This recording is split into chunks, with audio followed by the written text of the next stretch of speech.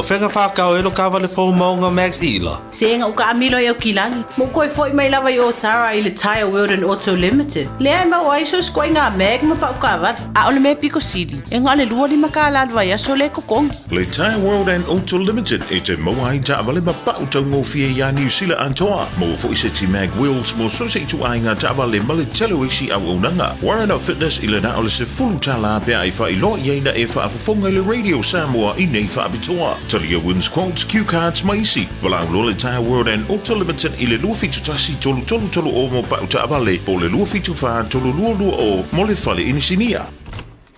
Ua taunu umai Loretta i le whale. I le te au le tasi i le vave au. No leka, o fia sa e ai. O le waka le kasi le vave au whakoa e kaungu umai le whale. Inga e whai mei nge kaungu umai le ongo, o fia sa e ai. Sa uia le whale mai ma lo uso. E ke roa fo e cancer skenge ai lewa e mai fo i. Ngā vili whaakoru aku, mai sanga le kari ai lau California. Si e kilo nge fo i mi skorunga e vili mai lea. Ia ola o mo moe mori mangawa si au whaangau. Ia ole fo e le ingi lancho kamaiki. Sole, o le kasi le lua le kolu lo pepelo. O koe o mi fo i au masingi wha mo kupe. Wha mole, ioe, wha maangano mai au. Ua o mga mia safsasoangi. Ua mawai ni maasina, sa ili e Loretta sifsosoani i le mapu mai e services. Ua amatau na whaasol manuia le ainga o Loretta. Ma lo lava Loretta, o wai ele swinga le lei o si o tātou ainga. Whaaftai mo whaataunga, ma le tongina o a tātou pili. Whaawetai mo le fsasoani mai e mapu mai a, ma le alofa o le atua. Ua o maua le fsasoani e fafoa i lo whaafita auli, o le taalo i masini poka. Veili le mapu mai a, o walu salau lua tase lua lua. O walu salau lua tase lua. I love you, husband. Kia ora Aotearoa. Good news. The starting age for the National Bowel Screening Program has dropped from 60 to 58 years old. You don't need to do anything. When you turn 58 or 59, you'll be sent a free bowel screening kit. Happy birthday. Even better, you'll get a free kit every 2 years until you turn 75. Bowel screening can find cancer early when it can often be successfully treated. It's free, quick and easy. Bowel screening saves lives. When you get your kit, just do it. O mo mia ni ngaluenga whai i lo whali. O le living space o lau company if so soani i le whale leo mao te malawa.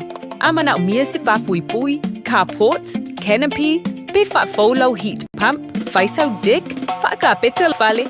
Whaapso i mai i le living space. Vai a 4 quotes, mau le so soani i le finance e le aise deposit. Vili mai loa le living space i le o valu se lau, 5 whaono, wha valu wha. O valu se lau, 5 whaono, wha valu wha.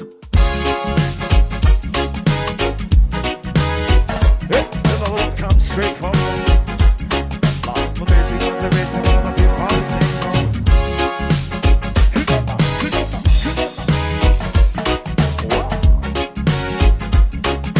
Sing for the medicine, sun goes down.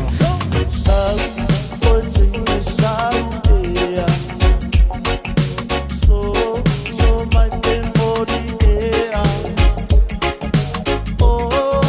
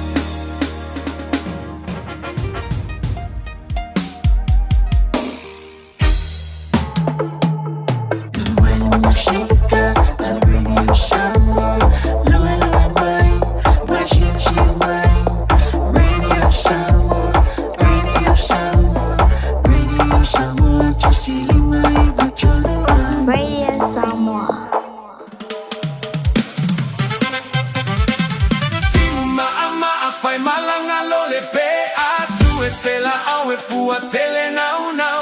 Mua mua ta milo milo e muli muli tau tau. Upe va e tasi ai va e tole lau lau.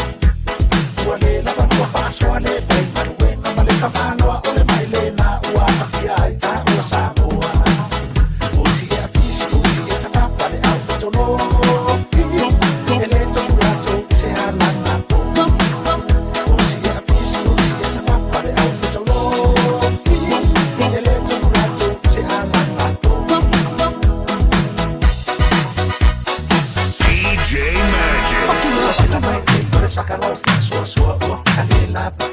O ai a, pula mata. O mama ua whakamisa misa tui ai fua lava si toia ina. Ana maua tonu lava ia i le maa pene i fua uka.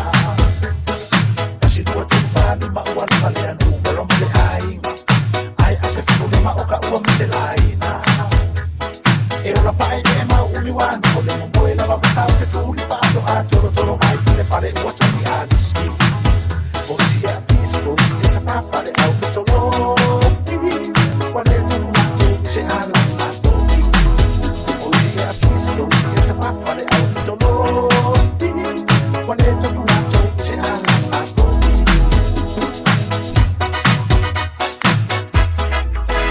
Paki loa fiu lava mai fōma i e bala au mai e fōfua whanau. Ai ati i ai o na toa tele tō whanau. Pa ai la lea wale angana o le feo ai soro i le taulanga se mama no fo i le nei a saki malato waia. Ua le toe au ma o na toe whātoa tele o a toe whanau. Pe a whai ua le tau sia ai whaasala lau.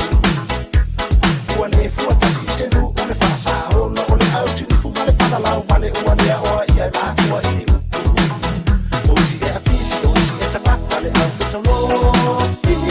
Ua le ta fulato i se ala mato. O si e a fisi o si e ta whawhale au whitalo. Ua le ta fulato i se ala mato.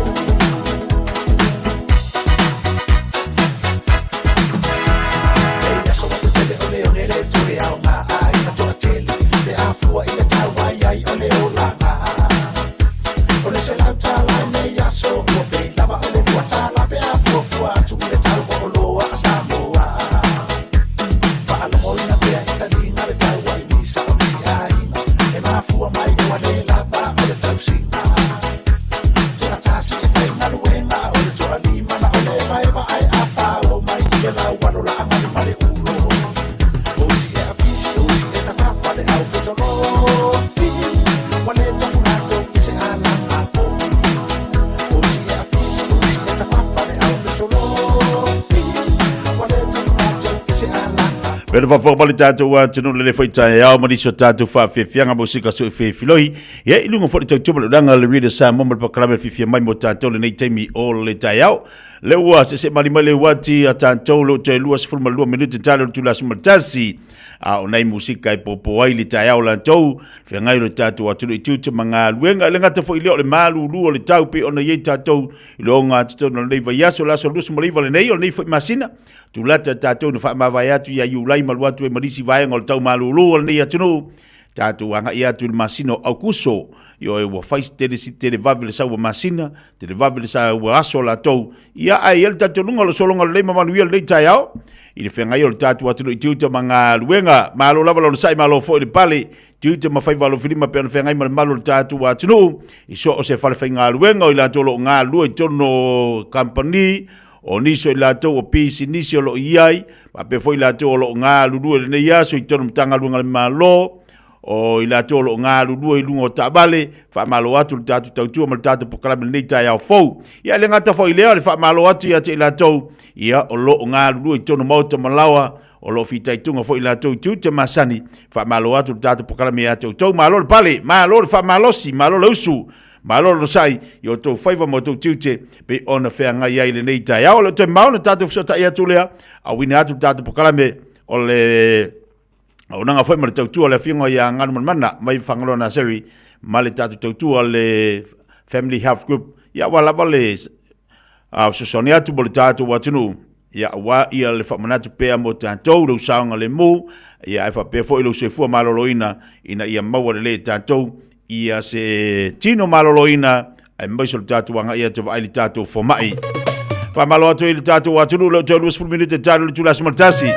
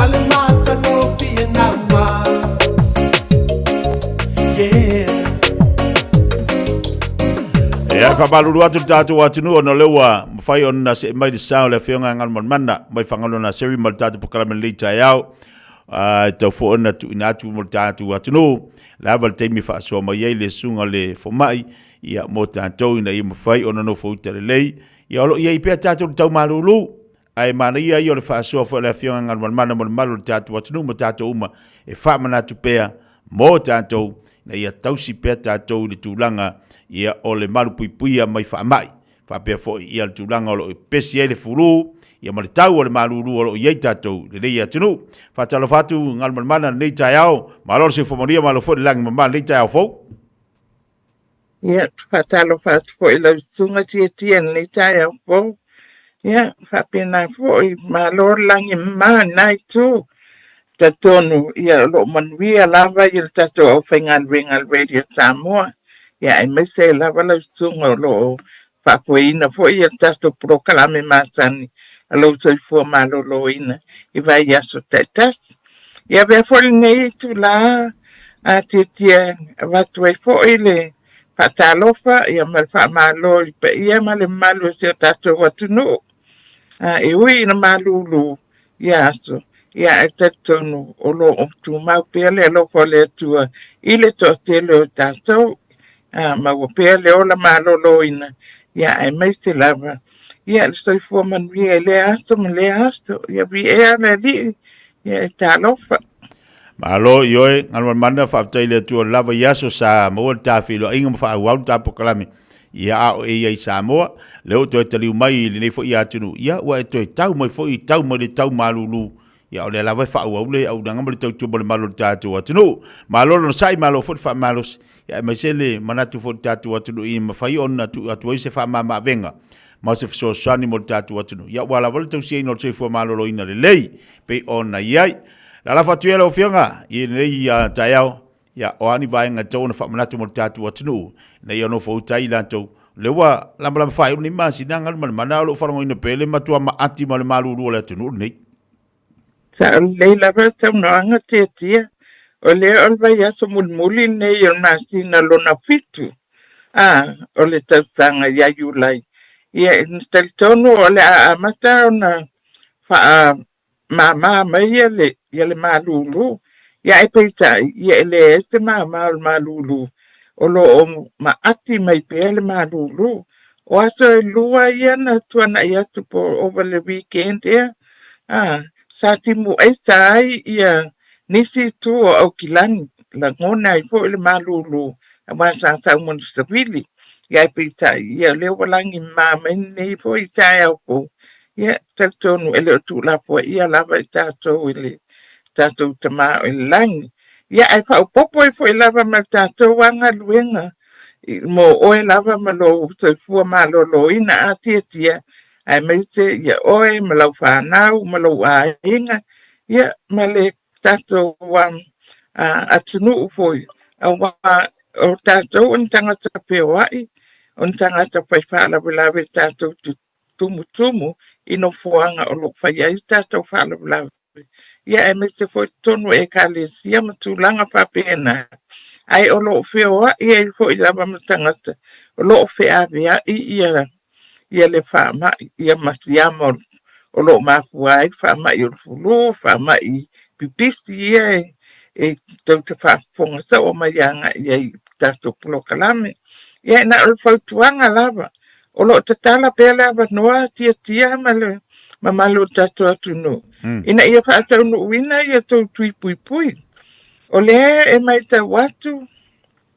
Pai fo ele mātou fontanga vāturi. Ia o lo o to atele lava o tato tangata.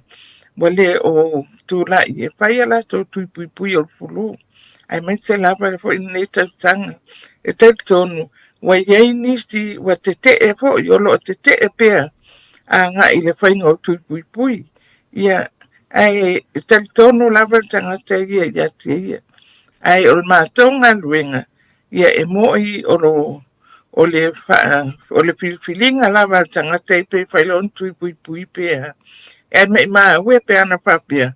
Na o uele te nofo na to atas.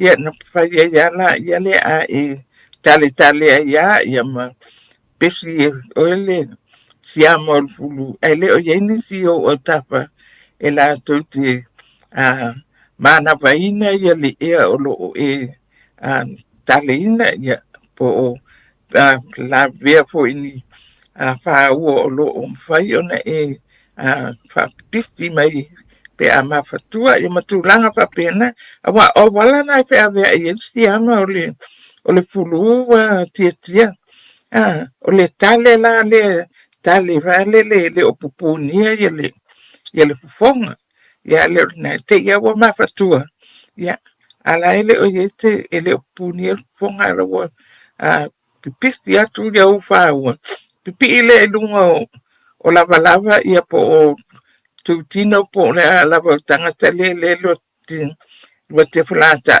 ia na la tuela ia le o la tuela siama ia mana vaina na tangata mfapena tuela la ia le ai mai maula pe fapea e te le te tonu i whainga tui pui ia mai no futo taste ia atu po ia miana ai le o jese te o tawhai mana vaina ia alfala mlau o tatou e tatou te tumu e o la tonu o tatou whale malawa ia e to a tele o tatou tangata i no whata awa tatou tu pia ia e tatou te mapute o tatou ainga ia ma tatou o matulanga papiana o lea fautua ina o lo tatala pe lea wanoa e whai e tui pui awa te whalongo po lava ia pai malato experience le este lava tangata este lava lon manato este po yona la ngona ai lava e o tel tonu ia e mawal fulu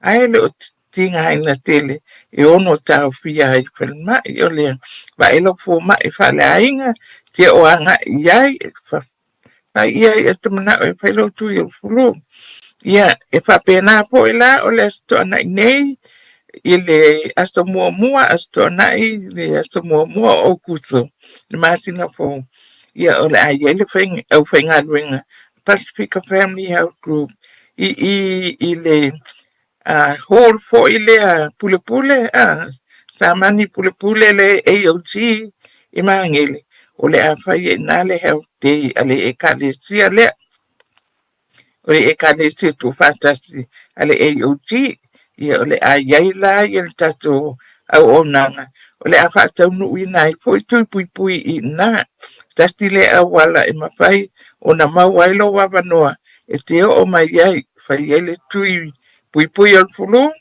tui pui al misela ia mai foi matamai tipo o le ana wal tui o lo o misi ele i whai mantua la foi mai ai tono tui pui al whanau ia tui al fulu matulanga whapena ina ia pui mai ai la tau ai mai se la wal whanau i la loane o le lua tau sanga mai le ono vai asto a mataila tui pui se ia o le fulli mamasina ma po lua tau sanga e mana o mia la wal whatau nuina uma la wal tui pui ua uma ona whaavasenga i la loane o lua tau sanga o lea tasti ia wanoa wanoa tu lava ia le au whainga alwenga ai meiste ia le soifua malolo ina e amai i tua ia nei au onanga ina ia awa nei whaapea mai ele este wanoa mātou te o elfo palma ia le na ele este wanoa mātou te watu o tu mutele il mātou a po mai whale ainga ia pe whaapea mai fo e watu o tapuni le ai o le we iai nei fo ia wanoa ia i tātou te peiloa ia i pēa whai alo tui pui a mata mai le iwa tae au te ia pa ia le tolu i le api ia o i nā le a ia le o whai ngā ruinga mo o tau e lo o iai poi mo nisi lava au au nanga tele au nanga the Pacifica Family o le a whala bilo ai po ina ia e a pia mai tātou tātou noai ia mawhai elo tui pui ia ele ngata i le o le a foi wa tala tātou whalma i wha ia tōna a mata mai le iwa tae au te ia pa ia le tōlu la Fiafia ai mai se lava ia Clendon i o i Manrera wha pia foi wai Mars Clinic ia Papatoa Clinic ia ma pen yua wha tato lala o tato palmai. O le atatala mai tūlana. Ia a wā o tō, a wā lava nei teino tau malulu. Ia sa mai ta wina lava le pisi o tato palmai I pen yua. I le aso ana. Tele lau petalei toa, tele lau matua. Ia manaita maiti e abatu wa tele petalei. Ia oisi i o tau woso ai malistela. O lea, awa tato te pata mala. Fai lei ia lava lava fa mapan fana lei. Ia ma make sure ia mapan fana po tonu le fale. Tasti le va inga. E tato no fōtanga iai. Va ai a fai o lo e renti te fale mautoni. Pa ai ina ia tobi loa wa insulate uma na fale I lalo tu la pono mo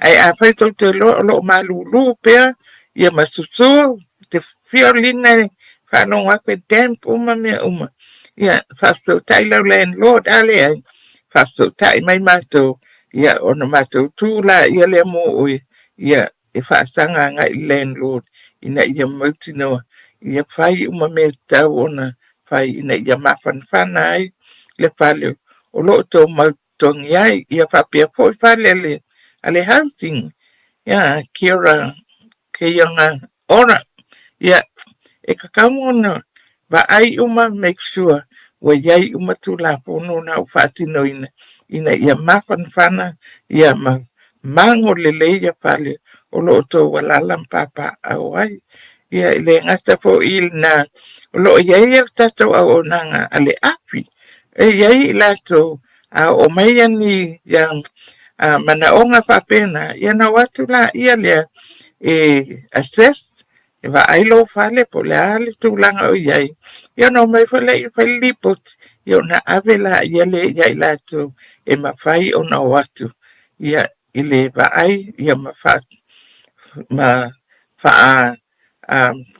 space really kapeta ia po ala me e fai ai ave mo anga tanga e le mawhai o na fai pe ale o atu lau fai ngā luinga e fai le assessing na mua ai ia e te taula ona e enroll ia pe e te list talaina I le o nanga ale Pacifica Family Health Group ai o mai fo I ona lo ai la ia le po o le po ma I o lo e le talai o I lalo o le vaenga le e fai au nanga pe I o tato au nanga le wa o ta ua ia wa umatu po le matina sa fata wenai ia le fala wilo ina o le fai o suenga mo kanista suenga lava po le lava tuenga kanista lo iai e iai lava suenga ele hasta la ilea pe o le kanista o le tau fale tu lo fa fonga o iai lava suenga mo na po ia kanista fa pito ai mana o mia ai po lo tau no ma yamato o le aiele o whainga luenga I le tona I poi o le awha matala ili atuai ia le aunga o le poi tuenga ona wato tele o tato tangata ia awhia I le bowel cancer ia po le kanesa o le tau whale le ngata poi lea suenga mautina mo le kanesa o susu ia il jai po ia I le whainga luenga o le awha matala ili poi le vai a pai a tele I alu e pai ia lau siaki whapitoa po lau wha ata whapitoa ia a pio mai le tōnai tātou talanoa ia ma whaasino atu la ia leo me tau no pai a leo na a pai e wa e loa ia o maliu ia po o a pia se o lo wainga I le kānesa o tusu ia tasti le awa noa e tawane e tawai ona e yakta tonunga ia I te lele a fianga o I lato e iai nisi o lato a pitanga ia na la vea I foi I le ato e ngā kānesta ia le ngata I lea o kānesta o le ngutu whaatanga ia por whaatama por cervical cancer tati ia vaenga e matua tele mau ai o le ola ma soifua o tatu tina tatu uso antis ia pok e foi e lata mai ia tatu ia ai maksi tinam tamai tasi le ngā ruenga I tātou ngā lua whātasi ai ina ia una ia I lātou e oe whai e le whapea ngā tasi lava le whai ia na inofo e ana ia le ai e le ai e whai tai lua tai toru tautanga ia ma whai ai a whapea fo ia unga wa e vai atu a ia e mai e le masani ai tauna e anu e vai le fo mai o le awa noa uma ia nia whamtalanga uma pa e apia mai le stona I le health day ale AOG le ai o le awa I mangele ia ona e tau le tau waila ia le I clinics ai ia e o mai nai whao ngā ia awa noa ia te tia pe ia titi vaenga e fia petili ai ai manatu tasti le vaenga ia po ia le e whailoa pia ma whamanatu ina ia awane tato no po ai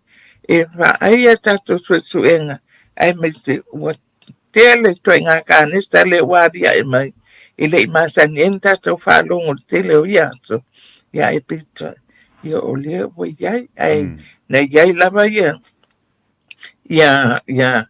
condition foi ia mamai ta ia munga ai tato tele iloa o aunga ia e o aunga mua ia e tau mai ai o le wa e angai I le kanesa o le tu o tino peila o kanesa o tina I vaenga ia e lava aunga ai lai e tato tele I mako pau tele anga ia a terminei awane e toino poa awane e toino poa ai tele le whamatalang pea e a pio mai la stona tato te maputaina tuta lava pele o te AOG ai dolo te tala lava noa mai le AOG e o atu ai ia e va aia le au onanga o le a fatino I le lato hall I mangele I na numero 98 Robertson Road I mangele le hall ti le na sa mani pule ia o le a whaia le tato health day kai monisi lava whamtalanga ia le tato telefoni o le ova silau tolu lua o tolu ia tia pe le lo mana ia lewa ma le fa manatu a mese le fa mo le fa ile astona ina le tatu e kale le Assembly of God I mangele ia le fa ua fa fongeli tatu atu no e tau fo na mata I tu ma va ia vano ia tau na nga ia tiai ia oni ma fa pena sa no ngal mana I le kalesia a le ua fa sa fua le vano te tala fo ile mo lau telo tatu ia awala vale so sani ma pui nga pe ona iai ia mana I fo fa manatu mo fa so mo malo tatu atu no se va ngana wi si va ngal man ia le ai nan fa manatu atu pe lava tato telefoni na over silau tolu lua o tolu ai iai lava te isi lava me fisal noa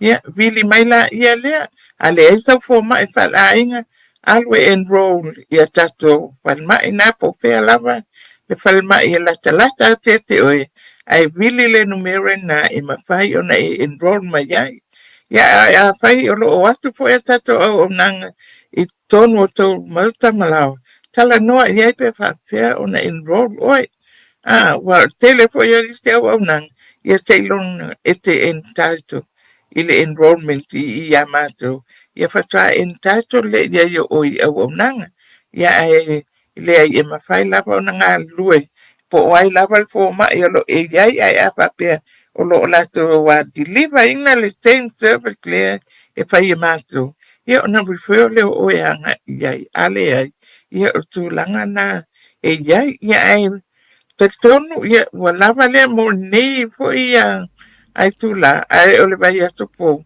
ia ale a whai loa atu ai po e iai po le ti health day pe uma lava o le e ka le sia mamona po le le esta uni atu po ia tato o nanga ile este vai aso le la stona il vasele o vai aso yun tu ia fala wilo atu ile vai aso fo ia malo falo lava tia netula ma lo fa tele fa tengal man mana lo tua fa poponga tatu pokala me ni taiao o le tau longo o le fa manatu o le so sani yo nei vaanga uma yo o le tomo fai lava ina ia mawhai ona ngā lua whatasi ia le tātou atunu, ma maus fesosani le ngata ni tātou tangata mātutua, ia o nei whanau fo'i, pe ona iei le tātou tautuma unanga le Family Health Group, ia, malo whaftenga le mana, whamoimola a tātou te whila e whare vasa fau, mori e tere tūte manga luanga mara neiva yaso.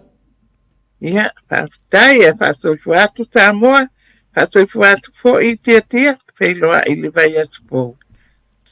Ia, soifua ia. Lelei, o le tātou pokalame pēne whaafonga ma iai, mane e tere le whaamanatu, o lo iai le pokalame por whaamoemoe le whaatino ina i le asoto nai, ina le kalisi le Assembly of God ina i mangele, le hall na ina i mangele, ia aua te misia le nāwanoa, leo whailu mai e le tau seifua mo tātou, tau fua na tātou ati iai, ia whaanga wanoa, e whai e le tātou tūma pui mai tātou mai whaamai. Tasi ni minuto te anere tūla sumatasi, tātou telefone ngana Britania.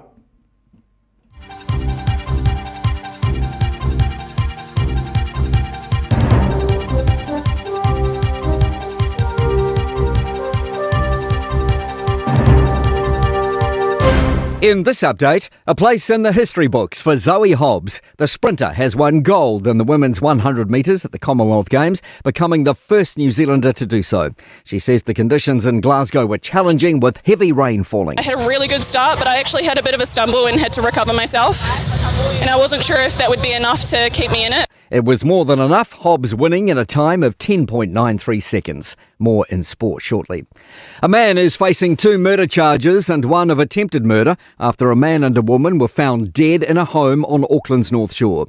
Police say they received reports a person had been stabbed at a property on Birkdale's Sion Place just before 8:30 last night. Jordan Dunn has more. At the house, officers found the alleged offender who was arrested, as well as a man with moderate injuries who's recovering in hospital. Police say information gleaned from the Birkdale address led officers to a home on Glenfield's Lingfield Street where the 2 bodies were found. They believe the alleged offender and victims are well known to each other. A 41-year-old man is due in the North Shore District Court today. A view that parents need to have a new version of the talk with their kids in the new era of digital parenting.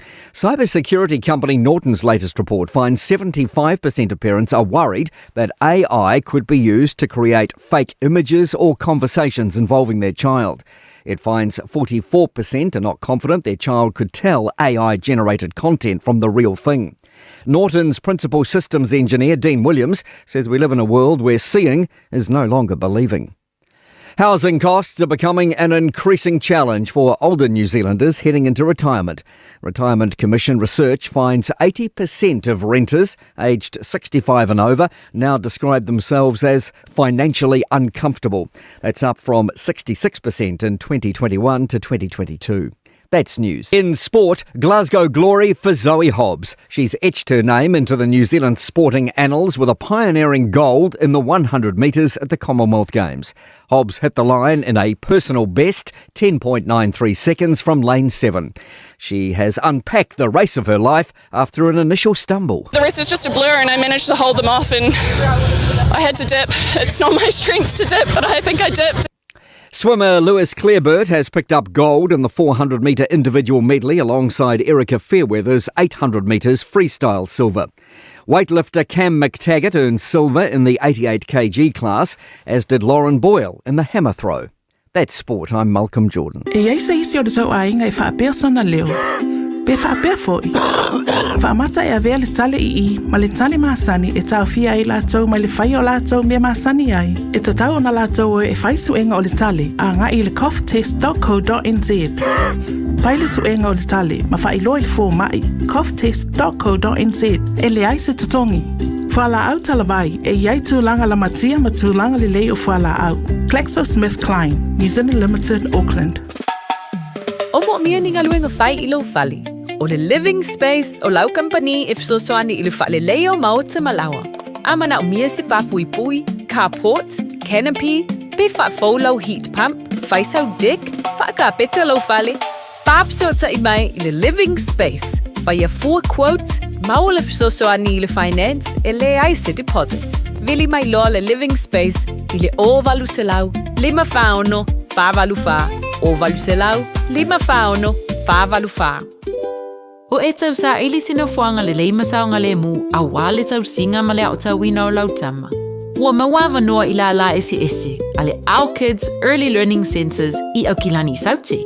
O le Our Kids e whaavai anga nu o le Pasifika o se si o manga e sefe mo le whanau. O lo lātou sa ilia fo ini whai aonga Pasifika mo lātou whale aonga I Aukilani I Saute ma Wellingtone. Mo le lesi tala ino lau tama, po se talu sanga I senga luenga. Whafso tai, Our Kids I le ovalu se lau, lua ono lima whātoru fitu. Ovalu se lau, lua ono lima whātoru fitu. O le Samoa Realty, ua whaatutuaina I Samoa ma Amerika Samoa. Ua lata I le whaasfulu tau sangala na au nanga. Latau te whaatawina whanua ma whale, whai alisi o whale ma pisinisi, e o I le iloiloino o tau whanua. O le Samoa Realty, ua lava le tumai e fisosoani atuai mo oe. A e fia tali tonu, whafso ta il telefoni, o ono walu lima, lua wha walu wha lua. O ono walu lima, lua wha walu wha lua. Petanga I ane I le samoarealty.ws. Samoa Realty, our island, your home. Talo fa Samoa. Wa ule ne yo kasputi alu, a wale suia ngila wa ule kio. A eva mai ina se fudu lima iva kolu. Amo, Radio Samoa, bevela a. E whainga o whielo o langa, pe a le leila o whaaperetania. O tatala ina neia wanoa e tele sitalai I le Dynaspeak, mo a onga whaaperetania. A onga fua e ono fumau I New Zealand, pesi ti seni New Zealand foi. O le a amatalia wasenga I le aso lua fito o Iulai. A whai e te au Maui Hamilton, Palmerston North, Lower Hutt, whaapea Wellingtone. E tala whea ngai le Dynaspeak, e fisosoani mo oi. Wili mai loa le oiva, lua lima lima, ono fitu whaatasi, lua lima lima, ono fitu whaatasi. Betana I ane I le upenga te whailangi. Info Dynaspeak at twoa.ac.nz.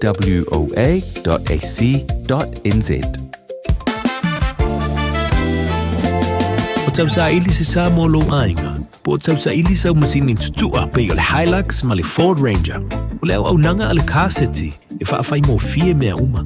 E te alu malau ta avale, ua e malie atu atoa. Talia le titongi vaiaso, lua vaiaso, pe maasina foi. Tu atoa lo whaatu atuanga I le kaseti, te tala fitu aso, tu atu si fitu tasi, East Tamaki Road, Papatoetoe. Telefoni lua fitu fitu, ono fitu lima fitu. Lua fitu fitu, ono fitu lima fitu. Ta lofa Samoa. O le whapito o le Best Bargains New Zealand Winter Mega Sale, ua amata I le taimi nei. O fi whātau sau telefoni fo.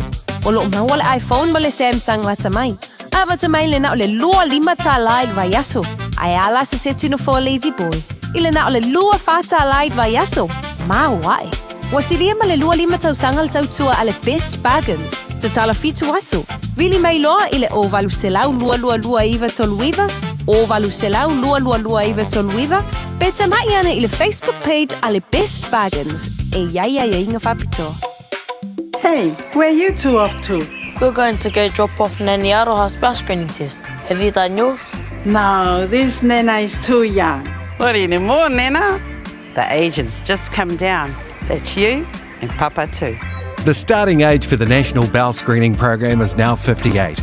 When you turn 58 or 59, you'll be sent a free bowel screening kit every 2 years until you turn 75. Please do it for us. It will come in the mail.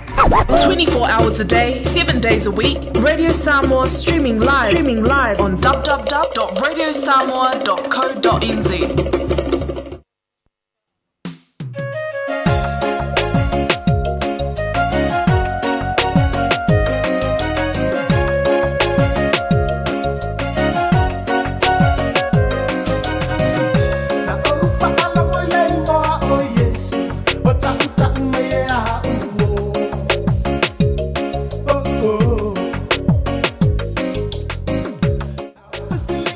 Spol midu talo te ele tula suma tasi fa fonga tatu wa tunu I tatu telefone ngana pretani pe tu ina tu mo tatu I le nei fo itae au o le tatu pokala mal tatalanga pe on tatu filo ai foi mo so ta yai ia mal sungal fo mai ia sungal fo ia o ngol tatu universite pe on si le fiel tatu wa tunu ia le sunga I le fo mai ia ta ia tak tam ta vai tunu ia lo tu mina mai pe la bondoa o le sungal fo mai fa so mai le telo vaenga ta u tatu ngana ai se le mana I le vaenga le tatu fa so ma fa wa tatu pokala me mol ni va yaso o le tatu tal no lava I le tau o le ava malona mafuaanga o ngafa le ava.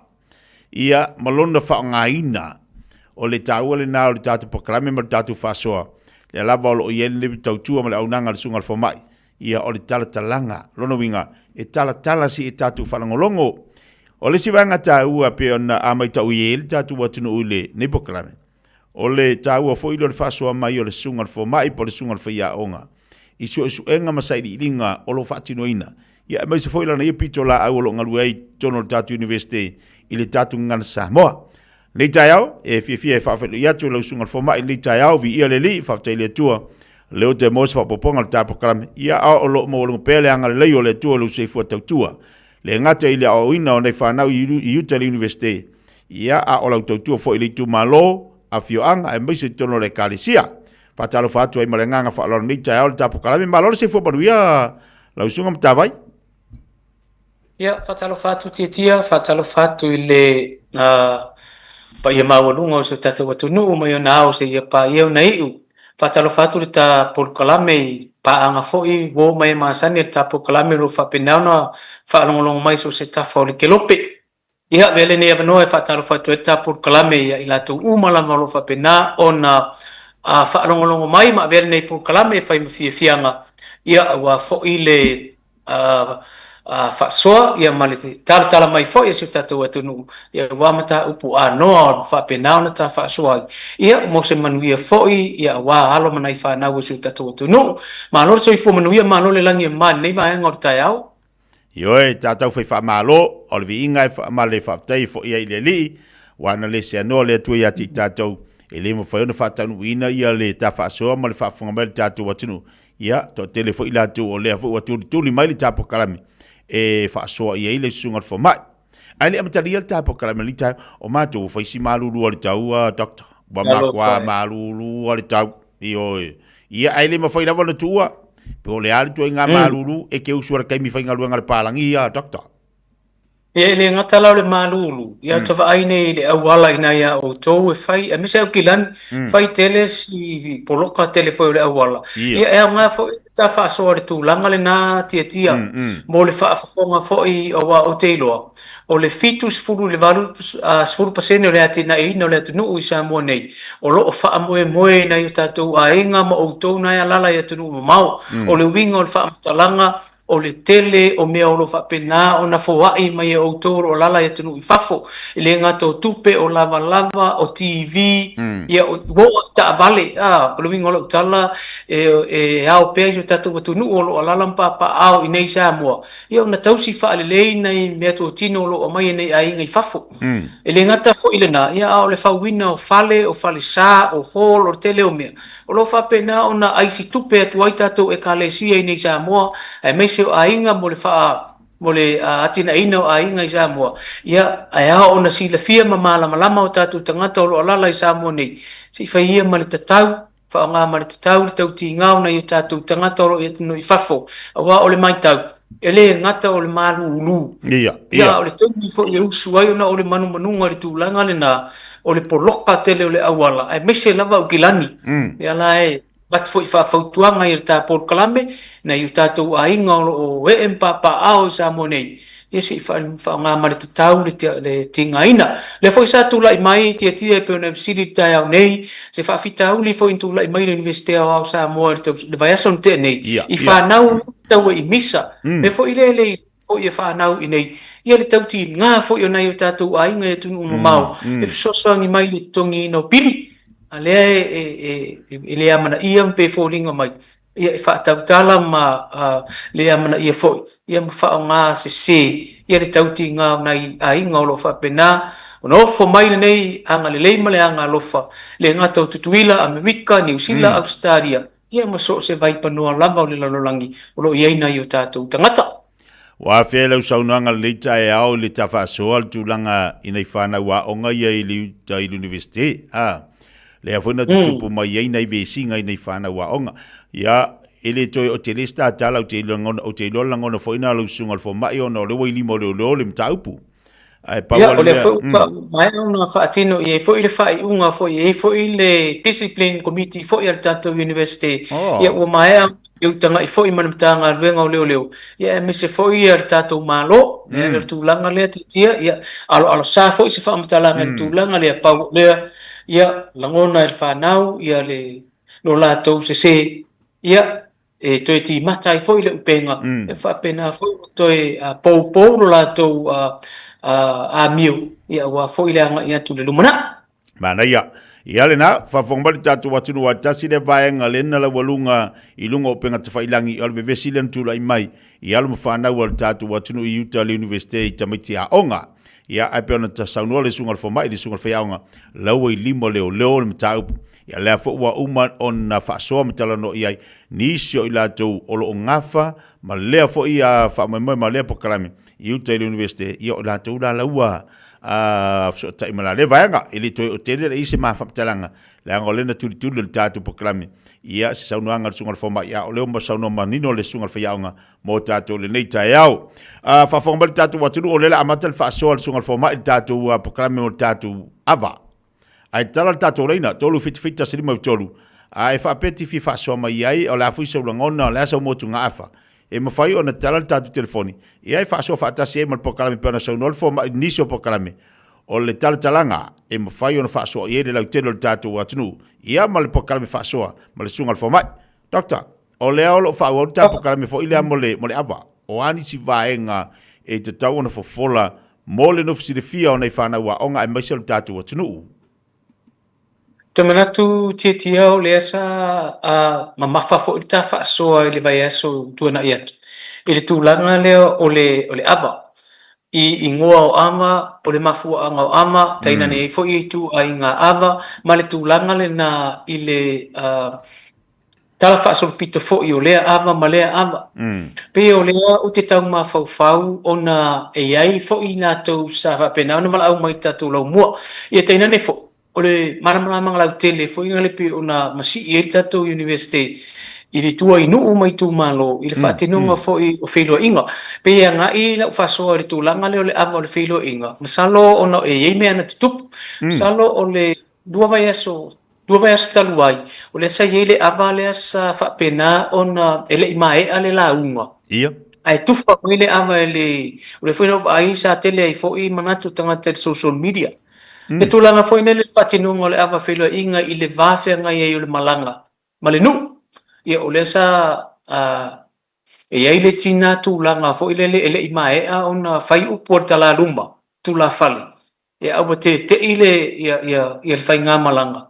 I le tufa mai ele tufa ava o le ava ele ngata fo ile mai si fo I tafa asoa fo ile le tūlanga ile ngaluenga leo le tufa ina o le ava ia po oi tonu e whapito au ngafa iai ia le tiute lea mana mta whai oi lea awa e iai nu e tufa ava lea le tau lea lea ia a iai pina nu a olo ina whaisa o wha pe whai fo ia malo ia le malanga atu pe a whai le ava o le whailo inga le malanga atu ona tufa lea le matai o le ava ai pe o le tu tau tu li foi le tulanga fa pena ona e tofu le nuu malana to wanga I fanua pe o le tulanga na le wa tala ai mo foi se vanua o le tala ile leina tala mai foi le tu nuu la to ia po le fo le anga I fanua o lo fa pena ona tau sire la to fo ia anu mo se fa ta inga tia o le mato malanga lenga o I manu ai le lua festival ma le lua o le whatinonga o le ava manu ai le mātou ava le na sufi e ta u le ava fola e ta u le ava whai le whaatau la unga ta u e a mata atu ona whaanoi ro lea o le mātou au malanga I se ava noa se whai I se upo university e a mata atu le la unga ale tatu university ai tufa mai ele tufa ava le ava o lo winga la tala na sili le I manu al felo inga fa mai le la to wanga I fanua Nga o le ala sa tupu toru vai aso talua I msara o le sile fia no le na mai e fo I manatu na share solo tangata le social media le tūlanga le na ele I mai a mai le la unga fo ile ia ua tufa le ava le tūlanga na fai fa soa mai le atunu ia mas foi ona tātou tala ine ne foi vaenga o taia Mana ia, whawhangbali tātou atunu I le vaenga leo sauno I le sunga I le whaiaonga. po sungal fo mai le nei tai au ia fai fona tala tual tatu leina mai se motu nga afa al malu tatu atunu ia il vaenga le per fa so mai le sungal fa ia onga po tupu tu tonu o tonu ia mai se foto tu malo e se le mara ia vaenga le per tau ala se sida lo sungal fa ia onga ia il vaenga le per tau o ia ini afio anga tu tonu tatu atunu o tu por melia ia e a foi nei pe foi lele ia malanga e ot i foi lele o fola atuale ava malu atu e malauma ia pe wa atu ale folanga o mata rio folanga le ama o le mata fai o itu pito nan fai nga malanga a wa mataula e nisi foi onu o fola atuale ava malu atu ia male lauma ia o inala e ta ofi mai e foi nisi onu le anga o tup tafi mai ni so nu fa pe mai il forfola fa ila nga luenga na avatu e fai o le winga na o fa mtala ona o le o sa wa le forfola mala unga mai ya ai a fesilia tu la ile tu la fale le na fa ile mele o le forfola tu o le ava mala unga tu fa mai lanta se langa ele sao sa matu la unga tali le nga te le fa ya man so ta e mauti noa ai se u matu la unga pe a fa pela o tūlanga na le mai tau fo i whaafonga mai ane atunu. E aona tala fo, o lesi fo i tū, i nisi fo i onu, e tala ngawha loa tūla whare. O le mingolo tala mantua e tala fo i lea le atunu. E le se ua se fua awala se la unga se tau malai. Le mingala lo tala e yei teimi fo i lele e olo ina tala ngawha i mei o whailo i. Pe fo i lele e alo sa ale fai tau ale nu. E pe tau wha pena loa ni whaasuanga fo i lele talanga o ngawha mawhaia. Ia wala ngengo tu loa mane matai o le nu uri tau le ale tu whale au. Tu whale au. Ia pe o tūlanga wha pena o le tau mai tau atu fo i lele tūlanga o men tutupu penu silingia. Le anga ua tutupu. O le foi ua tele foi whaasoa mai le atu nuu tatou university. Po le a se tali ia foi vaenga o tūlanga whapena. I to tonu la le abal whilo, inga le pena ta ua le sunga il whaia onga. Ia wai ta ua tele foi le manino, ia ua tele foi whaia onga le sunga le whoma. Ia e tau, inga la utala foi lea. E tau fual tangata malona i loa, malona mamalama e a oai a tupulanga talavo nei vai teimi. Au te iloa, o le tō whāmalau tanga lo loto nei te sunga le whamai o le nā fwoi whaatino i nei tono le universite. O lo mawhaire o na o ina i nei whanau. A whapea nei la o le ua alu le launga le whalwhala. Awa malu atua ia malisi launga. O le a tonu ale me te tau ona iai. E te tau ona mawai vai le leile launga tau ona iai. I le whalwhala ino le awa ma le launga le aianga i me lau malanga. O le tūlanga lina, ua mai ua umalama o na tofi si o tātou atunu. Ua uma fo i tofi, ma wha vai, ma wha tūlanga, tū maanga Samoa. Peo na iei, le tasi leo tali mālo mua lama Samoa, le tali mālo mua le amo le whilo inga. Le fo i sa ta wha asoa talua i fo. I le tūlanga i mafu anga e alai na usu, le nuu. Pe a tali mālo i se whai ngā malanga whai atu. Tūlanga whaapena fo i le aloa ia ma le amana, ia ma le mamalu, ma le sao ngā lemu. O le whainga malanga i tonu le nuk. Ia peita iane. Ona e iai mea ua tutupu. Pela o le winga lau tala a le atoa ia le whaatinonga o le vaenga. Whaasolonga o vaenga o le ava o le whilo inga. Pe e whai atua se, mantua whai o tātou e afo ini. I eilo tātou tarito nunga, so se mea whaatino le atunu, o lo au ai mauli manganga o tātou tua a. O le winga o le whaamatalanga fo ile, ona o le whaamatai. O le whaamatai fo ile, o le teimi e veai o e mamatai, o le teimi le nā ua uru fia lau tangata, e mauli o lo ainga. O winga na o lau whaamatalanga le tūlanga whaapena. A le atoa vaenga o le awa, le whaatinonga o le sauninga le, po o le ritu o le atunu. E afo ini e pe e ina langona mamanatu o le nuu tali malo pe foi le tulanga o le a o iai ia upo tatou atunu e fa matalai pe ale a toa vaenga fa tinoina o sauninga mamalu fa pe nei le atunu le ia tatou upo foi le ale a toa la le nua mali o le masina ia e fuatia le fa moe o le aso le nei Pela o tūlanga whaapena e oso loa le folfola awa e whai atu malana lauma. Wa tala noa i tae ao ma tūlanga whaapena. Ma whai a o ina tonu ala ina iloa ia ma fulu lele. Langona ma manatu le nuu tali malo ono tūlanga whaapena. Mani. Te rola ofisiri le tau whai atu lau sunga forma ini te wale whitau ila ofisiri, ala ofisiri. Po ai na amataina le nei wha moe po le nei pokalame. O le au mai o le awa, ia ka kofika i le awa o le la au. Oh. Aka kofika i wa mai. Ai wa au mai le nei la au. Ua ave o se mea whaelo se whailoa inga le ua ta oi o le awa o le whailoa inga. Po le ale me ufa ta ua i lava ringi i la au. Tu lau wha whonga le atunu a o hai na mafu ai na tango whaile nei wha moe moe. Ua ave le nei la au le wha ta ua ina o le awa. E ave o se awa o le whailoa inga. I le mātou so engale na le manua lua fesulua. Na mātou ua i le ana whai i le alofi o pava matanga loa lang. A whai o tanga loa langi o le atua foa o Samoa. A i le taunu mai le atua fou. Le ana au mai e misionare mataria loa ia tasi varu tolu o. Le uta o lono winga o tua ato le tasi varu tolu o. Sa tari tonu mai Samoa i le atua o tanga loa langi. Le ala na amata mai e loa le ava. Ina ua whai le alofi o tanga loa ma pava. Le ala na fesili e loa tanga loa ia pava. Po o fea se fono le ava. Le ala na soli e loa e le atali o pava le alofi le. O na nofu role o tanga loa ma tulou whaafong mai le atunu.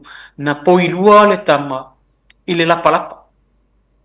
Le ala na taro sanga e loa pava ia tanga loa. Mo ia whaaola lo na atari. Le ana na batu ai leo le ava, saa le ava, matapati le ava, maalanga le ava, o le taulanga lea. O le tūlanga o le whatinonga o le mea lena, i le mau whaamanua. O le fiafia lea ua toeola le tama. O le whainga taulanga lea na whai. O le taulanga lea na whai. Ina ufa maitanga loa langi. O le tama le na e avo ini. O le fono na o ta ava. Ai mea anela. Mo te talo pava. Lea na whai e ilo le solo a pava. Tilo pava le sami.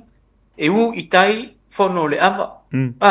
Se ava, se manini sa upata, se funga. Lau umafi ngoto le sami. To e sau malesi whamatalanga. E u i fea fono le ava. E u iuta fono le ava. Ia sau la ia lea. O se ufi e eli le pala. O se au whai o se lau uma ia mena.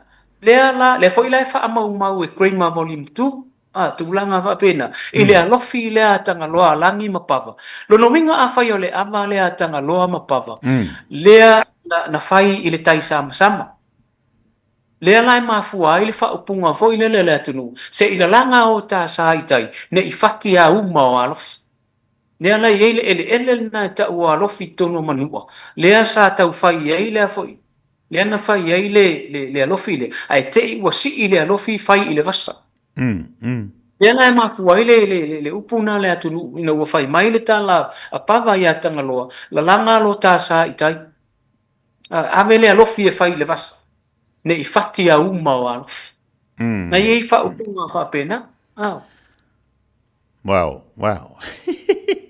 Lono winga la, o le tali o le fesidi e lau a fionga. Po ana whea na amatai, lono winga na amata mai le teimi o tanga loa langi. Tusa ma le tala whaasol pito le atenu. Ma fu angala na avatu ai le ava pe a whai.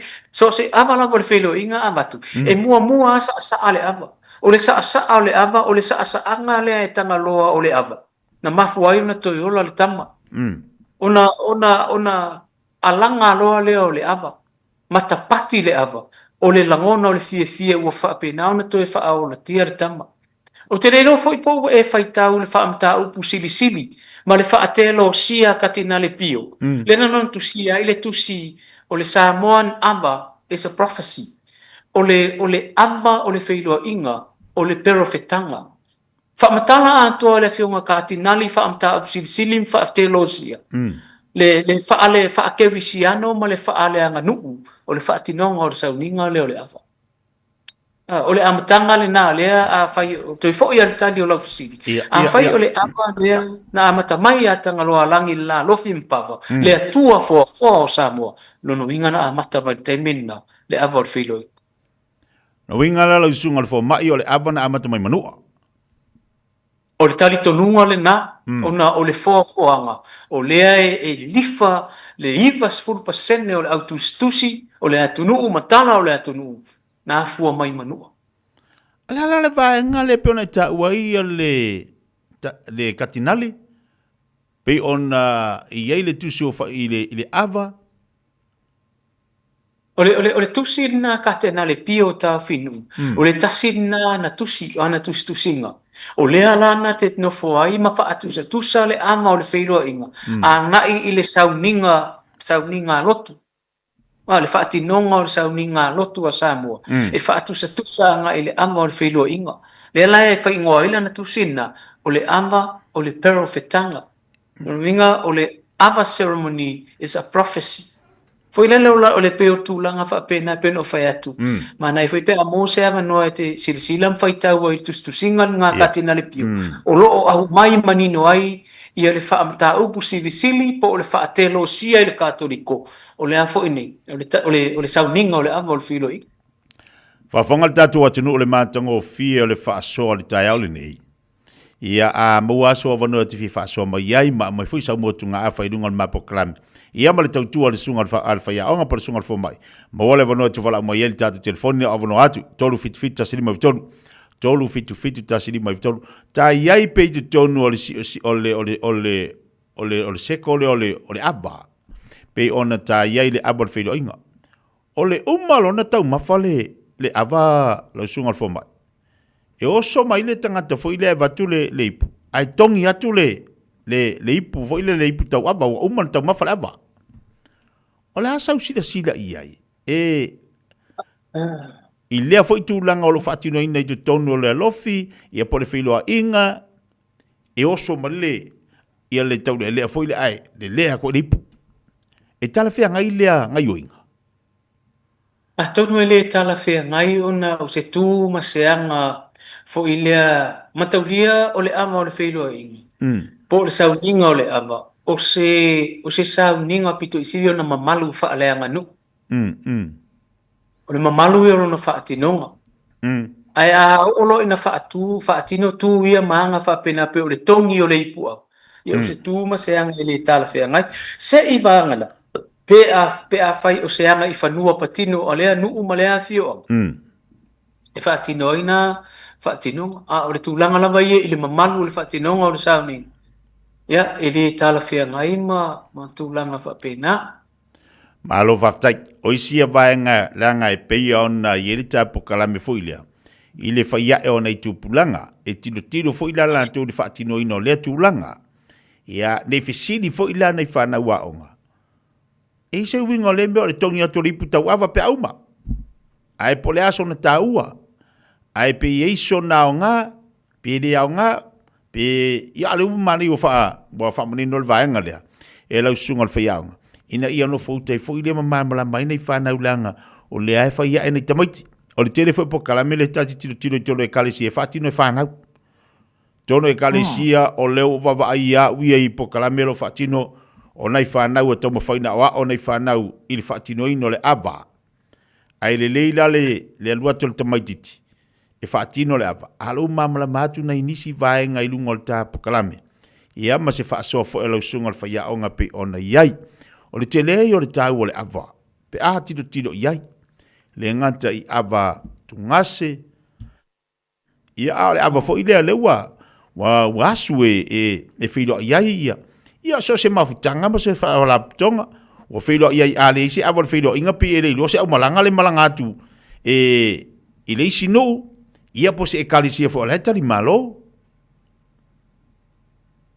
Se toi fo ia ile sili mua lau talinga tia tulanga le tongi o leit. Sa ili mātou whelo inga sa whai Malaysi no. Ai te i ua tongi ai e tamali i a le ipula lea i le taule le i le tautu ama. Ona whaino le tala le tu ua o le no. Ua langona le whaano noa i le no nei. Ona o lea ua whaatino lea tu maleang. Whaino lea tu ua i le tamali i le na tongia le pua. O tau tua a mau tau matua. Sa faua le whaavai o le nuu nei i le mamalu o tūlanga whaapea. Ai o le tongi o le ipu ava. Ua ave e se ina ai matau mama ina ai. Le sila sila mai le tātou whai ngā malanga. I le whaatinonga o le atu maleanga le atu nuu le tātou nuu nei. Peila o tūlanga whaapena e pena whai atu. E o ia ai ma ave e se ai. Le mamalu o sauninga whaapitoa. Ar tūlanga fo na e fia fo ile loto tia te minne ona o isi ia vaenga o lea o te vai o lo i te tonu le sirpasi mtanga luenga o aonga o le fatino o me e fa na fia fo e vai atu i fainga au lotu ia tunu i fafo o lo fa pena na fa masani alo ma fa na o le atu nu o te fia fo ile malanga le ana fai malanga mai ai fo ia le kolisio mai koli Lena o maintani malo o tatou university. O lea sa whaatino lava e alo ma whanau i le ama o le whilo inga i muli atua i le wha malo ma le whaafitai i le whitalenga i a taua nuu si tangata. O lo whaapena i a ona whaia o ngai korisi o mai kauri. Ia whaatalo whaatu fo i ma muli atu fo i le wha malo i le whitalenga i a musu si tangata o le alo o taua nuu. O lea sa au maia le malanga le tali malo i le tatou university. Ia ona o lea sa to esea na le mwhai ei ona whaatasi atu le wha moe moe lea. Ai pēr tūlanga na pēr o whai atu. E mamoli ei fo i le whaafetai i kolisi tono New Zealand. Mātunu i whafu. Wā o ai whaatinonga o le ava o le whiloa inga. Mā o ina i le tātou tū ma le anga nu. Ia ai meseo university. Pēr tūlanga na whaafetai ei fo i le fo i wā mata lava no ta tilo i nei mātunu i whafu. I le whaatinonga o ia anga nu ua le atu nu. I whainga au talavou. Ma mafutanga e peona iei mafutanga au talavou i tunu i fafu. Pena fo i Samoa nei, ai a maua fo i se taimi, fo i lele asi mai iei Samoa nei. Ia ma whaatino ai fo i wae, e mo i lama o lea whaatino i tunu i fafu. Ai le o wa ai tonu. I le tūlanga o loo iei, sau wha inga nuu nei a tātou. E mo ai fo i le ifi, le isi fesoa soani wha au popu. Mo lea fo i waenga tā ua o le whatua inga o le soifua. Mana ia. Dr. Lewel Tavalag. Ia, talofa. Alo, soifua. Ia, malo si fo manuia, malo fo on sai benunga tatu pokalame, le whaafonga mai, le sunga fo mai Samoa. Uile kwao, ma ia kelele, le vai mele o kongi o le kulang no kana vea iko. Iwa kake. Ile, wa kwele iwa ai mo ia wa o kufanga le awa ile sipa. Kau kunga le awa ai maua ruia. Au kakiri i malanga mai ngai are umara mlama ngai fa mlama mai ere professor e ngai lo sang ura me ere mat ia e fa ngai po game ora fa kaura kus ia o ka pe ye se lo minga ruor ngalo mi mo professor e fa kaura kus pe ye se si me o mo se si lo minga o nga kus ia se Italia pele sugal foma. Ia, amore. Ma lo lava whaftai te oe le uso i le whaasoa. Whaftai fo i o lea sa tupu i te oe lea fo i waenga fo i o le upuahia o whi palo i ngā toe ina wai o le si fo i tu e alai o no whaatinu. O le whaapea fo i le se isu e ai po o mata ala le tau le le. Ia e pita i ane. Ia e noa tia mo i ai le mamalu o lea fo i sau ni ngā lea tunu. O le vaenga lua i tūlanga o tātou tusi. Tia msalo o lea ua whanga solo pēr le tusinga o tātou tusi e lua. A tala whea ngai ma fuafuanga a leo le masina o te se mau i anuali e talalo i ai tātou tusi leo le tartalanga. Vaenga mua o tartalanga. Ia ma le vaenga lona lua o Samoa whaasoa. O lea ua toi titi lama mai ia e longo atu lama tātou por palame le teine a fo ini lo miam whalawi loa ia ia tusi e lua ia mo e fo ile manatu le whapena na whalawi loa i New Zealand pe a mai a tā pena uma ia inga pe ona iei fo ile komite a me la tau te toi lau li liwina o le wingo le whamutalanga e ile panel of review a se a me la tau te toi tilo iei pe a mai ata pena no fai atu ia o se leo se ngaluenga fingo fio no tulanga fa pena e tau wow umama na ia fa pena ona awone ia ini fight onga muli pe a mai ana ta pena lo ia ta pena le ai longo lava le manu le tunu le taimi fa pena na fa mai ai nei fa moi lo fa pena na fa nga yo time nei se ya urian ma si no te sema ye wa nei e nga si kuchi nga o mai mo ya ia fa tai lava mana ya le ya ai si me nga vidi mai le ka nga ku si me ya oi lo ia o le ya lo batu ya tai talofa oi ya lo wal batu le statu vala ulea ya mana ya tele faso Doctor pe ona fa fonga tatu watu le fo wa mai ia le motunga fa le fo uso ia o le me fo isa tupu ia te a o le mana ia la le ua ma fa ona fa manino le sunga fo mai o le fo ila ua se ta mo ta vala talofa ia kalo pala sunga ia va pe por sunga fo mai wa uma ko mo fa ba ngile sa wanga fa ya onga benga le pu ai kongi e langa le be ka we sa be ga mo le ava e se pu ai kongi le pa ke lu piru e ma ka ki e kwa le benga wa langa o ma kongu nga ka ba fa le ava le nga ya le ngo ka wa le ma kongu lau le ka wa ko le ngo ala ka pe benga o ye ya la ingule bo me fa sa fa ya ingule ri ya ke wa o ke ya ku fa le la ku le sa wa ku le ri el ma ko ai ya wa ngo fa pa le we ke re ben ngo nga ba ye ba ri uro ya mo ya la ka mo ya me le o ngi uro uro se si me nga la ngo me mo ka pa fa ngo nga wa hu ma nga ngo ba ye ba ri ele ya ba ngi si ka sial va ya so ya al kusa o al melan kusa ngo vai lo pungal ko ngol mako ya we ngo pa ki pa we ya le ngo ka we ya ngo pa ka ko ngi le pu ala ya wa ke le ma fa wa ko voi le ka ya o me le yo ya mo le ya sa wa ngal po ma ili ka ka nga me ko ngi le pu pa o man ka ba fa le ka wa ku le la yer ka ko le pen ngal wen de sa so nya ku le kia ma le ya o pa ka la mo le mo Ta le we fa fonga ia o wa ia inga la pe fa pe. Pe ona sa no. Ya se tale pe le sunga foma. Yo ma lo fa tai le fa so ole a faisa fa ia nu. Ole tali tonunga o lo ai filo ai mamauli o tua mamauli o tupu mae ole atu nu ole afio wa fai ilangi le folaunga. O le ala fo ile a tala ngafa ma o fo ile le ina lotea i la unga matulanga fa pena fa vai onu o le ina ia o sa fa inga nu mai tu malo ona o le tarito nunga lena o lea so se tangata fo ina te faia se suinga i fa alupenga ma fa vai onu ile hi ulele fa penana o te aula ile sa noanga pe ona ia il fa so e ia ile me o to wa avea le sa o le social media wa avea le ia o company fo ia la to te puea ata o maliu puea ata o sa fa ipoiponga mtulanga fa pen ua mata ai le lalolangi o Samoa ia tunu i fafo i le fa tinonga o le sa fa ia lea nu ma lea nu e peina o se mea fo ile le ua fai ava ai atu le tangata o la ua tongi le ava i le ava ai atu e tongi le ipu i le isi sa fa ia le isi nu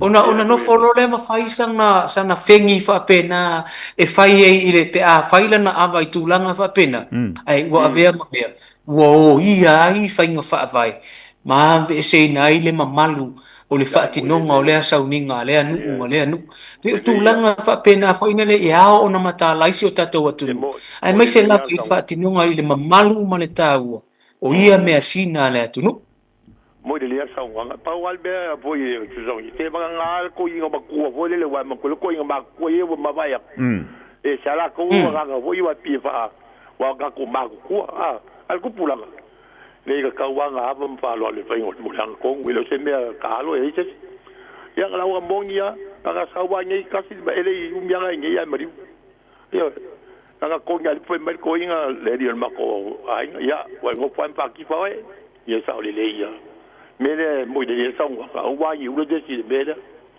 la ngo me la ka po ye u ma ye ka mari ka ma ku ai Ia se o paso aku le sunga ma il fo kala men ki kai au ia mala fa ya o pa kai lava mala ngo o ma ya Mario fo de ya so ya se fo ya o ia le piapi Dr. Lewa fa si pisol tala ina le tai au talofa alo le se fo so ke tinga ia malo fo le sai mai fa fo mai le sunga fa ya o ngal sunga fo mai Samoa dungal tatu po kala me so no ia lau ava le tua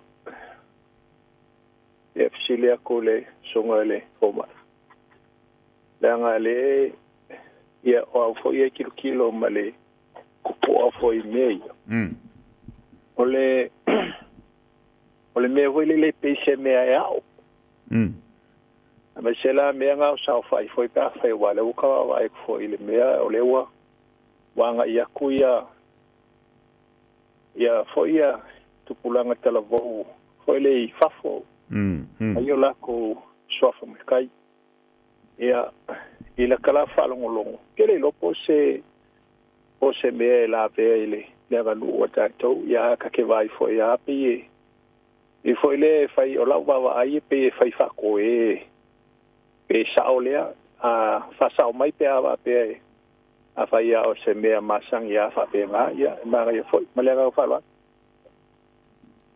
Dr. Sau no ia lo sunga le fai au Ule peno whaamtala atu le amatanga. E winga na e aleo na sa ale ava ma whaapea le atunu. O lau ava lea le atua. O ai le atua o lea e tautalangia i lea vaenga. O le atua o tangaloa langi. O le sa tapuai i ai Samoa. Ai le i o mai missionare ma le lotu. O le foi la ia le faitau le a Samoa na tofia le atua Samoa e pulea e matai mantua fo e au taunu mai missionare ma faavae le atua fo le ua tatu tapua i nei sa iai le atua sa tapua iai Samoa e o mai fo i missionare ma faalawiloa le atua fo ua leva ona iai le faamatai a Samoa le ala i le talitonunga lea o le atunu.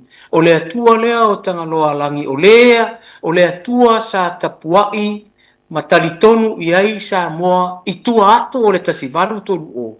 O lea la e iai whaatinonga ia o tu maanga a Samoa. Lea e talitonu i ai lo tātou atunu. Peita, ina ua taunuu missionare ma au mai le lotu kerisiano ma talia aloa ia e mali e toa vai nupo i le tasivalu tolu o. Ona li liu mai e iloa lea o le talitonunga ma le whaatuatuanga o tātou tangata. Mai le atua na tapua iai Samoa o tangaloa langi. Se iau ina tapua i le atua fau, le atua o loo o Yesu Keriso. Lea tātou te taritonu ai nei le whaakerisiano. E pei o na iai le tala whaasolopito sio tātou atunu. O lono winga la mai sauninga a le tātou atunu e pei o sa iai. E le saa o le ava ma whaapea mai. O le e osi, e ofo ai le taulanga i le atua. Lea laina whaapea o lau ava lea le atua. Ona o le taritonunga le na o lau taulanga, o lau whaamanuia le na. E ofo i nātu. Molo tātou talitonunga. I o tātou atua e pēo na iai talitonunga o so tātou atunu. Wai maua mai? Kawalanga whamamalu le mea, pēa. O se mea e pito i sili o na whaamamalu ma whaalo alongia i so tātou atunu. Ona o a tātou mea sina. O mea sina e mamala ma mamana si o tātou atunu. E le so ona ana, e le so ona ana i ai se tas. Ele se mea ula, atok. Yoi, ele se mea ula, ane le whaafonga mai si o tātou atunu. Kai, angwere aso, lo fat. Ia, ia lava le whaasoa whaafitai. Tai, tātou o le walau talofa. Talofa. Talofa, lo kalaika, kikio. Palo le sai bainunga tātou leina whaafonga mai, tātou fo mai, ma tātou whaiaunga Samoa, sano mai? Ia, kai, o lau kafi. Ia, sano mai lau tafi. Ia, pakalova kule sungal foma. So i foma nuia lau tafi. Ia. Kaore whaasoa. Ia. O le maanga ia lau whalongolongo wal FaceTime le wo whalongolongo kuia i le rua polkara. O kulanga ia me ku whangau awa. Langa o la ngaruenga ngā re whai. O le me o le ku whaawa. Por kulanga le oia ngai vai kau. Ke le swinga. Ke le swinga ngai vai kau ia. Ole kufaga. Ma ko oi kai pelanga maua ku ngale la ka mi ofamo. O me ngai kufaga. Ka ko fai sa ora ngal wenga ia kufaga. Albero oia ngai. Ia pelanga maua.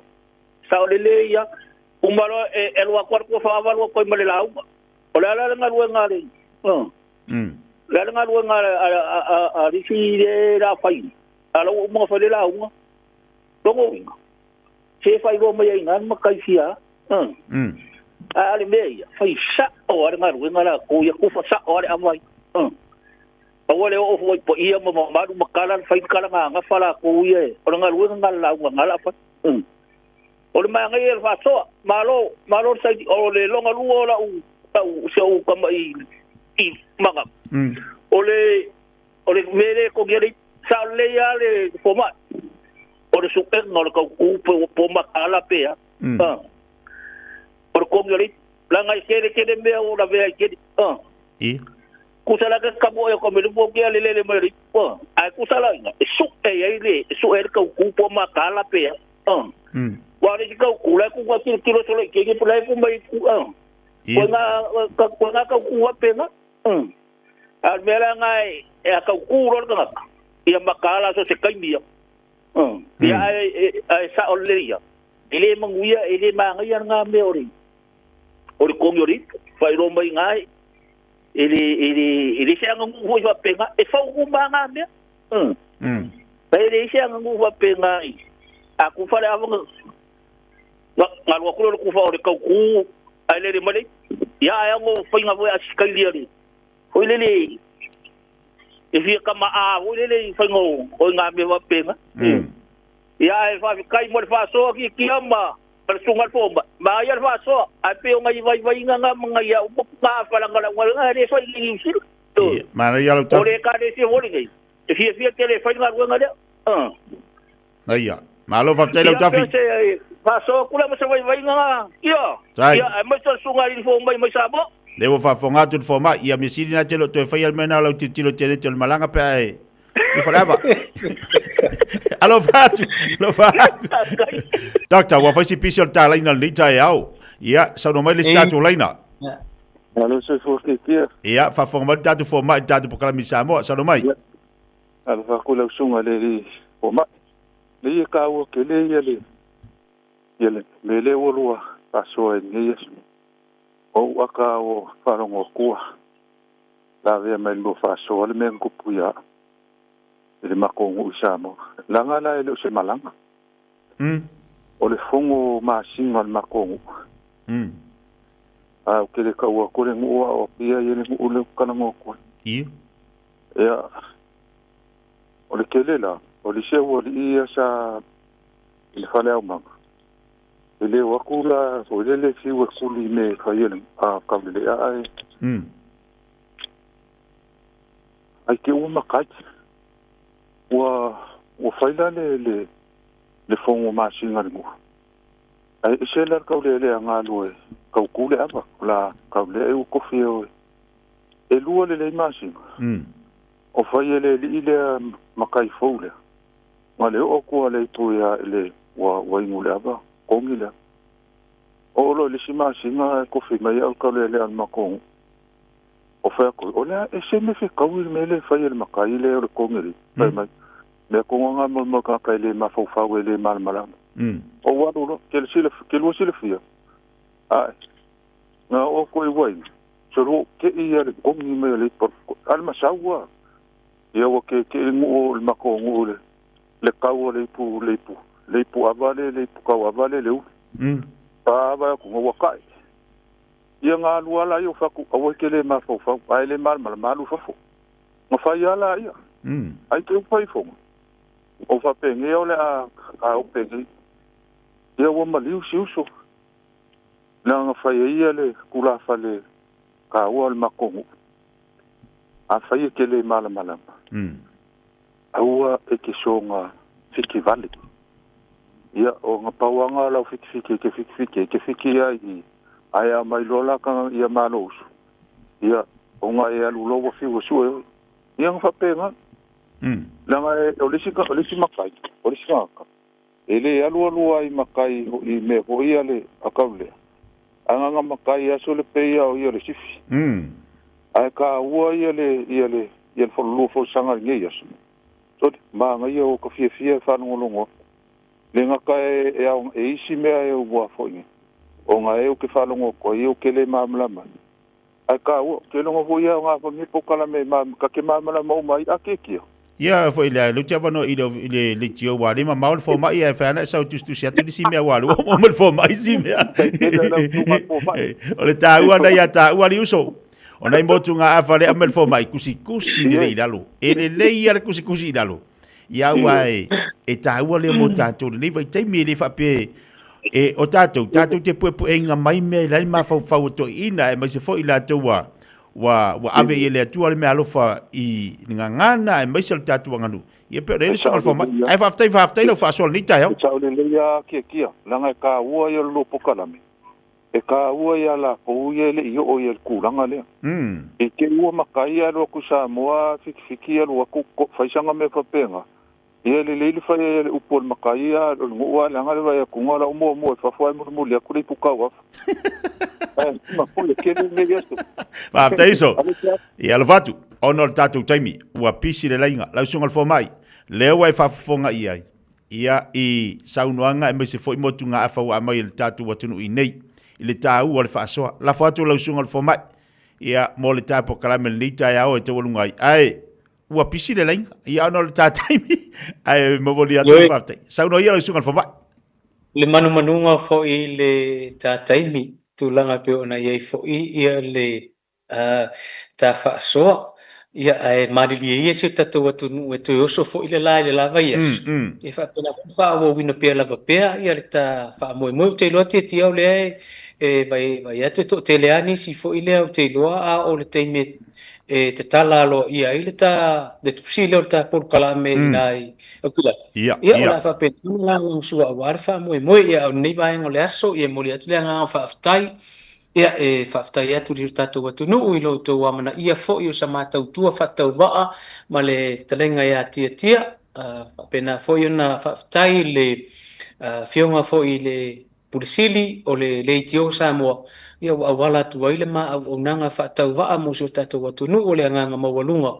ia mo alo manai whanau o si o tātou atu nuu ia whaftai fo I le whatasi mai fo I ia ma le whasoa mai o si o tātou atu nuu ia o le tele o sulu e mo waifi ngota ia o le tele fo I o a fo I nei o popo ia sua I le lolo na fata I leo mase leo ia na I tapaanga e pio na mafuta mai e fo I tina matua ia sea ia me se fo I o le fitalenga ia o le fionga ia le asi ia tau ursa tonu ia me se fo I le fionga ia I le maleota ia o se uso pito lau pesa o lo alala ina ia kilani o le afa pea una fa fotu o le swafa I mleota ia sanga iane ai urtai I la nofo ia fa pena foi le ftalenga ia itu au polema la fa pena foi ona fo swafa I mleota ia fa pena ona fa ngana o due le tu ftalai so se vai panoa lama o kilani o mafuta maieta to paanga fa pena foi ia le fionga ia le telefon ia me se foi o le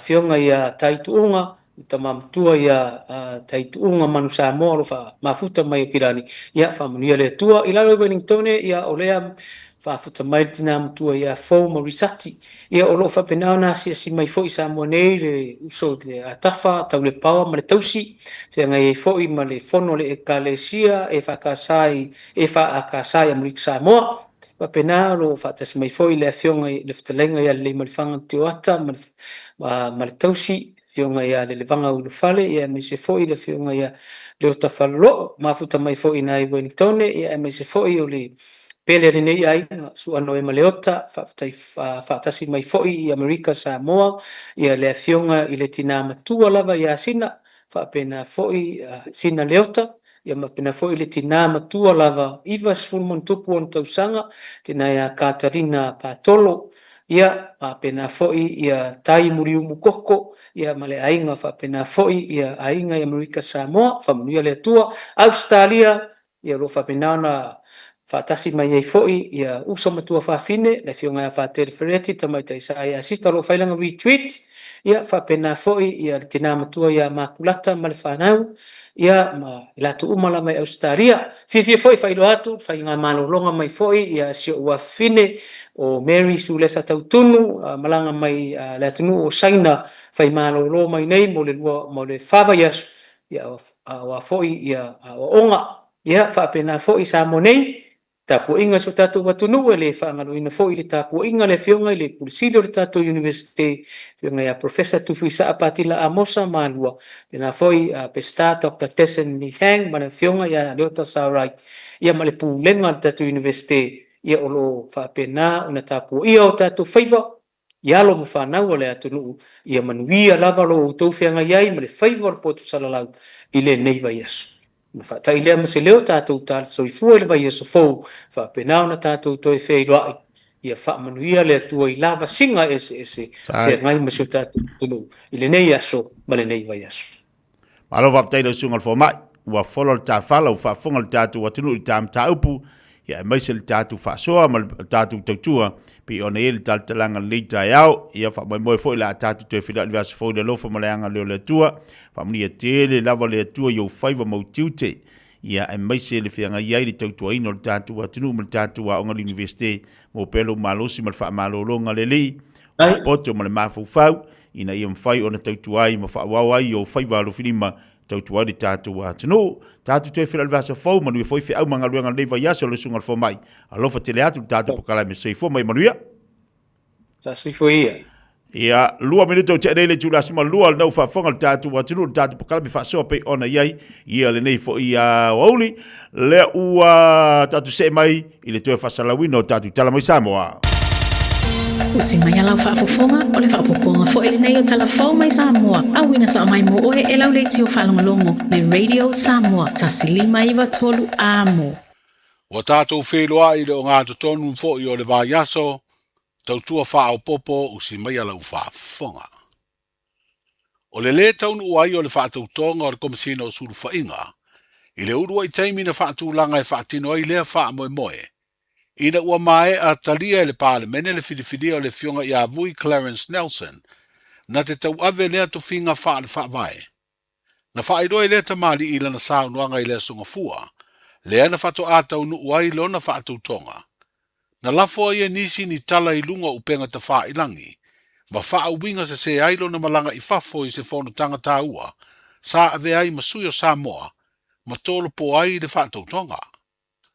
Wha lia le komisina o suru wha inga ila na sao nuanga o se tasi leo wha afi tauri wa afi ai a te tau o tangata, o le wha o ngā se o le social media, po ofiso o ta inga tele vavave I lunga upenga ta wha ilangi, ma wha atubu vivesi ai le vau tangata. Stasi leo vaenga le asira sila iailo na ofisa, wa o lea au nanga le malolo o whengai, ma le pui pui o ai a te tau tangata. Wa whaia le tātou mtai sili le nei asu, tātou te Fiafia ma oli ai. A wā o tō whinga umamlava mai le tua. Ele tau silingia. Wa wala awina ele nei tangata whatau wā. Whao wau se tau tua mo le atunu. E aona o wha marulu atu I lau fionga le li palmia, ma lau fionga li fonga. Pa pefo il pa ia ma le malu o sao nei, ona o lau le au wai le teimi sa tapu la amo nei pa tau tau. Ona sa au whai malanga inu ui fafo. Wha mai ana I tiute wha masingo. E whaia o masui o Samoa mal Pasifika. Ai ua avea fo I lea mea o maitauina. Matulanga o a whawinga se fo I edisi I lunga o social media. Pa pia I ora la ho sola vuia le sau e whaingianga ngaluen. Tau e whionga le li palmia ma le paia o le mawhitanga nei taia. Se tasi lea whawhita uli. Wa a fia I tele ai a tau. Ma peo sa nganga lo fionga ma le nofo felo fani tangata o le tatu o tunu o le whao ngā se o le social media ma a penga te whailangi whatupu e vesi ai I le vā o tangata matatonu o ainga. E o foi e kalesia, o Fiafia, I whamtalanga sa ona lafo. Ma winga le mi ngā ma le popoi. O tangata I lunga o social media. Ai mese, o Fiafia tuai man whana witi. O tato lumana ila. Patai se ai lato mawhauwhau, ma lato langona, ma lato amionga. O te talitonu, e tasi le mta au po te tau o na silsila tutoa iai, le ofisa komisinga o suwhainga. E sa ili ne au wala I fufo ele ngase lea, ua pei o se wha mai I a Samoa, ile nei vai tau. E tele foi nisi ngā vaenga o le soifuanga manuia o tangata o le atunu. E tauna ngā I eisi sa ili ringa mga luenga le ofisa tō fionga. O te Fiafia wau, tanga I atu o le Fiafia Mai e le tamaitai minsta tupe. Mo se pākeki ala o toi whaatatia atu o le mato wa ofisa, ka molmole, talia loa ma pasia. O tatou ngā luenga o te talitonu le tau lango sua mai I tau mwhainga le nei ofisa le atau mwhai ai. Langa fo o tatou ngā luenga e pei o na sao noa le taitai. E whai whaatasi mo le lumanai o manuia o Samoa ruhia le tua I la ngā lufa. Se vaenga o le sao noanga mai le fionga I avui Clarence Nelson o le komisina leo suru whainga wa amate le vai o sunei o na tiute I lea tofinga whaare whaavae. Wa le mawhai e lo ia leo na fina wina morianga I leo whainga e ono. Lea na tua I aisu e to lua o le porkalame whaasara lau I lunga upenga ta wha ilangi le mauta o viinga. Ina wa le malanga mai I Samoa le na whauruina le tangi. O le moni mau au tu fo ia leo. E tai tolu morianga na moria I leo to le afoa sai a to le afoa. Ma le wharetua ia ainu u I ringa noa sawa inaya to le afoa. Ma o ia morianga sori tu la fono. O le whai o whaasara launga se ma le whaaso e sae whao ngai. Wheso ta inga wha teknolosi. Ma sa moria I la ua ia inga o le tū la fono sori ngā tū la fono.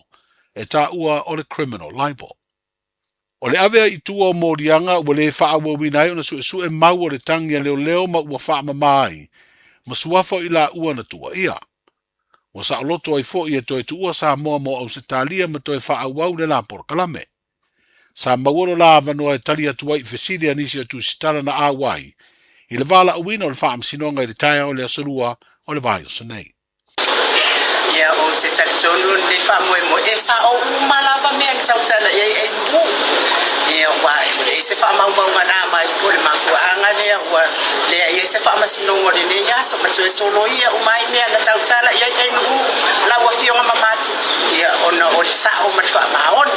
Ia ai mori atu whafisai le lava ba anga umal mo te Samoa vi inga o le atua I tawhai fia o nei kelope au na le atua mwhalitua ta mama tina matua o mai masani an mo te Samoa vi inga o le atua whaftai to wanga lei mai tai foi lango ina mai o manu nofo ia I Samoa nei tu saima nei whamasinonga pei lava na maten nofo I California I Amerika I whainga ato wa anga lei mai ai mese lava le fionga ia Samoa le atinga ngai ono sori tamari iti mani Samoa mai pes tai le alofa tai le anga lei tai le uma lava tai foi e to wa fionga tu stala ono mulmutai o nem ta upu nei ele mo maua ai mo so se tasi au wange ngofo arka ngofo mafia mo dia mai o to nei ia le wa maloto tele mateno foi fai ta upulia au wange ko fai ses ta to le maloi sauloto la sauloto loto ya fio atu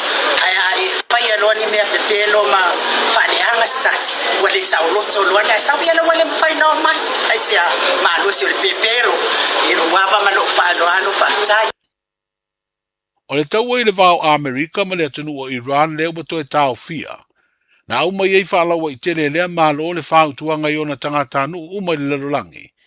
E mata ala ma mata alia I so se teimi atunu o lo au mau ma ngā lulu e ai. O le tūlanga lea Samoa li mawina le malanga mai I Samoa le ampasa fōua lea malo mo le tātu atunu e wha mautu I New Zealand le nei vai aso. A o whaatino ina le ngā luenga o le pui pui ngā leo leo. Na whautua ina le mta ngā luenga o leo leo le atunu u ai mai se i ta vale. Ina ia tuua vanoi mga la umai uia le ampasa ma leo leo whaafeao. Ina ia so longa le leife malanga inga le ampasa e unoa ma se whaala veleveina. O tusi tala fo i sa wala ulia mo se whailoa inga ma le ampasa. Na aia ia le leitulanga umai au na usita ia mo le tu le pui puinga. E le masani au na whaatino se tūlanga i isi sui o le malo a Amerika na tau aveina le tofinga ampasa. Ai o le fionga i le ao le malo na tau au i aitu si tau aloa. O tofinga o lea sui whidiwhidi o le malo tele o Amerika mo Samoa, le li ampasa o Jared Novelli. O lo whaatulanga fo i e wheilo i atu, i ta i o le malo, a o le toe taliu i Wellington i New Zealand o lo whaamautu wai. E iwa se lau lima sifuru afe ta la Samoa, le fesoa soani e le uni le kapia le tunu o Farani, mo le umi e lua tau sanga o lo lango ai, i le wha le lei o le tālonga le kapi Samoa wha pēa tunu o Fiti Matonga. O wha iroe le ofisa o le ampasa o le malo falani e pia le fesoa soani, i le mai ai o se awa onga na whai e Fiti, sa malanga i ei sui mai le kapi Samoa, ma wha atasi ei masui o uni le kapi Tonga wha pēa ma Fiti.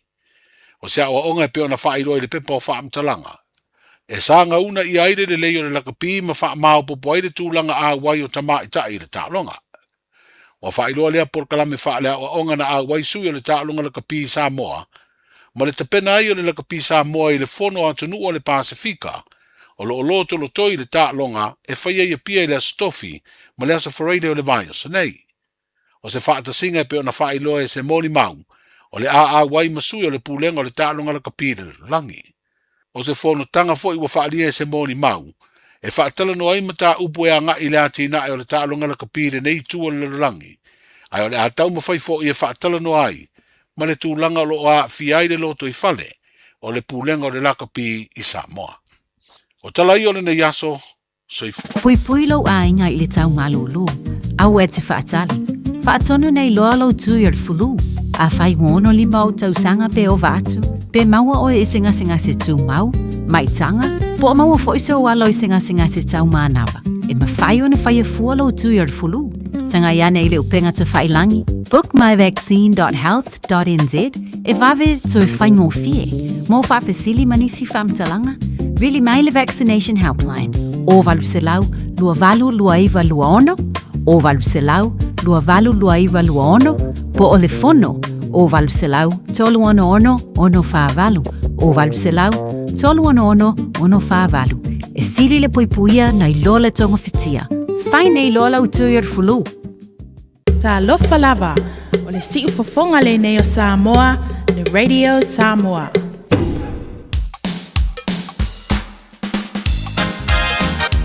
Yeah, man! Straight from the Noah Band. On the way from Samoa. Bye-bye love. Bye-bye happiness. Hello loneliness. I think I'm gonna cry.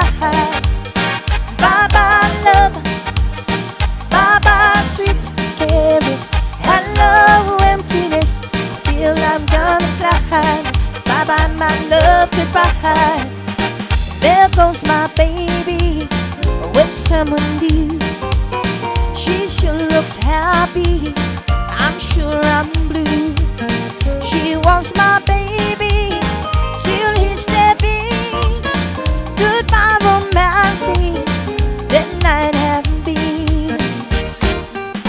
Bye-bye love. Bye-bye happiness. Hello loneliness. I think I'm gonna cry. Bye-bye love. Bye-bye sweet ladies. Hello emptiness. Feel like I could fly. Bye-bye my love, goodbye. I'm through with romancing. I'm through with love. I'm through with counting the stars above. And hear the reason that I'm so free. My loving baby is through with me. Bye-bye love. Bye-bye happiness. Hello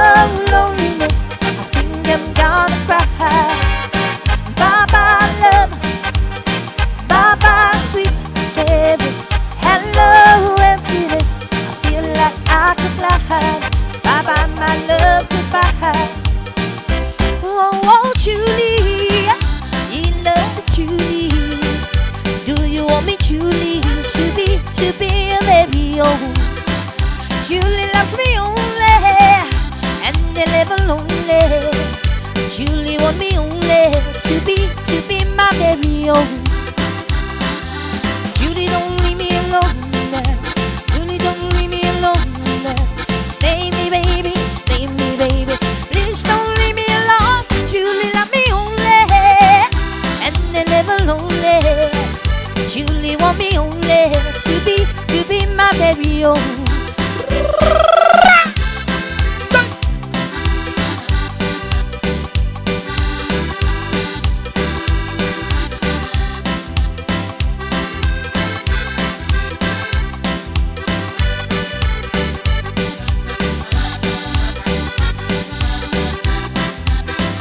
Oh, Julie, it be love, Julie. Do you want me, Julie, to be a baby? Oh, Julie loves me only, never leave me lonely. Julie wants me only to be my baby. Oh, oh, oh, oh, Julie, don't leave me alone. Please don't leave me alone. Stay me, baby, stay me, baby. Please don't leave me alone. Julie loves me only, and never lonely. Julie wants me only to be a baby. Oh, to be a baby. Oh, to be a baby. Oh.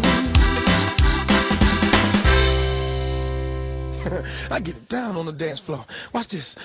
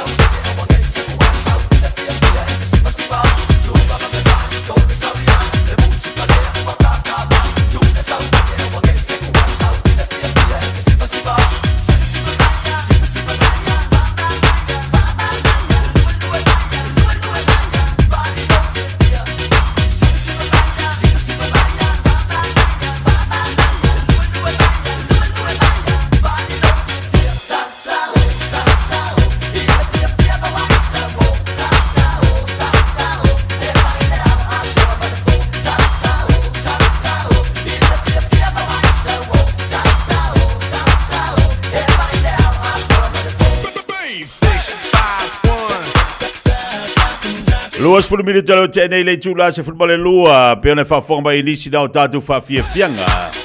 Ile le fa ya uli longa tono le ya solo na soludu nei. Awa ratu tatu watu le tamo tanga bi enga malo longo le fa ya so. Malo la ngal due malo futfa malo losi. Oi la tole na wa malo lo atu la tu farfinga luenga. Ia ni se la tu wanga ia tu malo lo ainga. Ia malama malo la tulu o le mo se malo longo no le pisi fo nga luenga le so. Fa malo atu le tatu tautua. Na wa mafai te fa fonga le tatu atinu te fa sala wino tatu tala na mi Samoa. Be ona yele tautu mo ranga le fianga ngal mana tipi au tanga vaia. Tale tu le fitu le fefera nei le mafai te fa fonga yai. So lunga fo ile le tautu mo tatu le nei yaso. Ai ole ase mai ia le si fa ponga le so tal tali tu le valu. Wa mai oila uli, wa mai oila uli, wa mai oila ngi fo yaso mo ngi yaso au le le manga yo le malulu. Sulu matanga fia mele la. Pamaloto nei a tawale umala vai dungula tele. Vai fai le muro sa au te so ona vave. Mana tu lo sa ngale mua mai se ia le sefe mai tatu fa blave tu purunga tele. Fai le mula io fika dungula wala.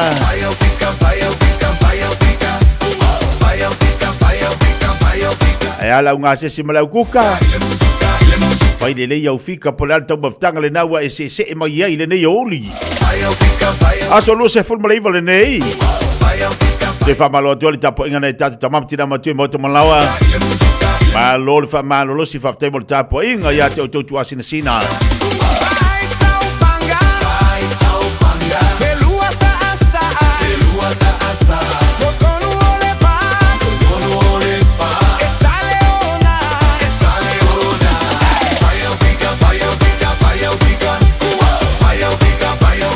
Se bali tatu fa Fiafia ngale botato le nei auri fa no fa file bu wai to boftanga lo fenga mel tatu wa tru ma ya talo fo tatu leina tatu ve vanga to boftanga le so Luas fu tolu minuto tele tu la sifuni no male lua io le masani ewe mata nanana ewe io le masani ewe io le masani mata nanana tupulaga o Samoana.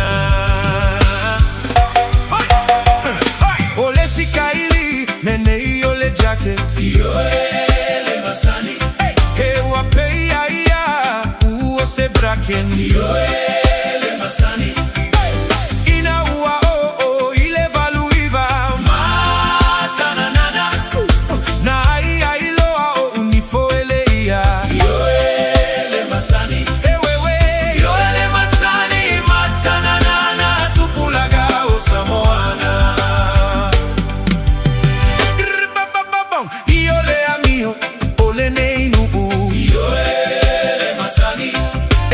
Fiafia lava iso se atunu io le masani awe maua ayo fuamoa mata nanana ua atili ai lava ona la popoa io le masani io le masani mata nanana tupulaga o Samoana. Ole sika ile ne io le mumu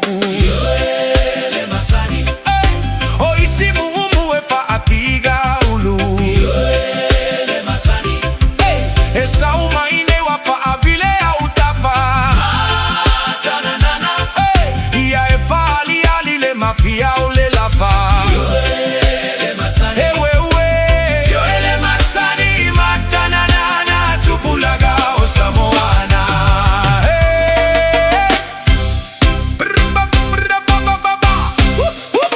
Ole sikaililene io le ofumini io le masani ua mafulia io tamaite neiti io le masani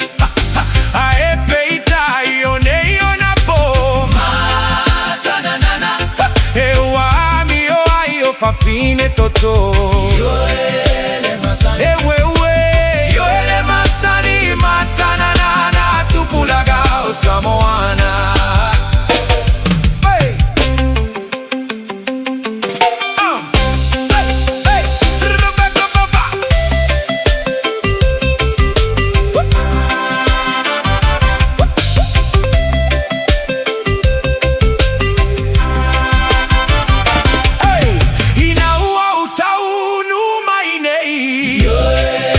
Masani wangai mai o se teine au lelei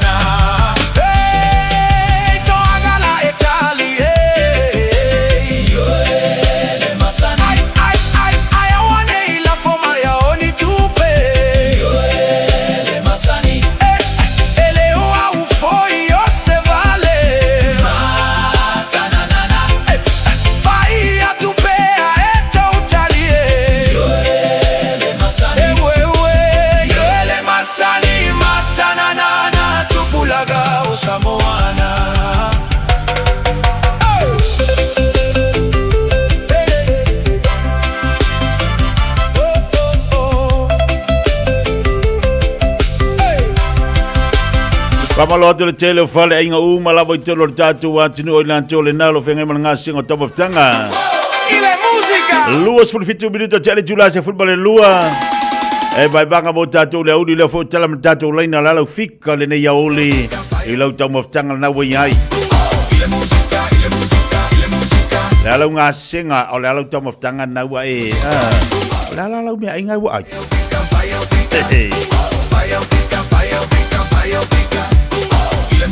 Que lo lau lancing o sa maungi.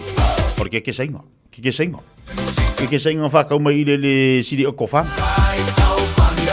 Lau me ai nga sa maungi. Dia lai popo fang vai la le popo ka wa vai la fang vai dia. O le uri la nga.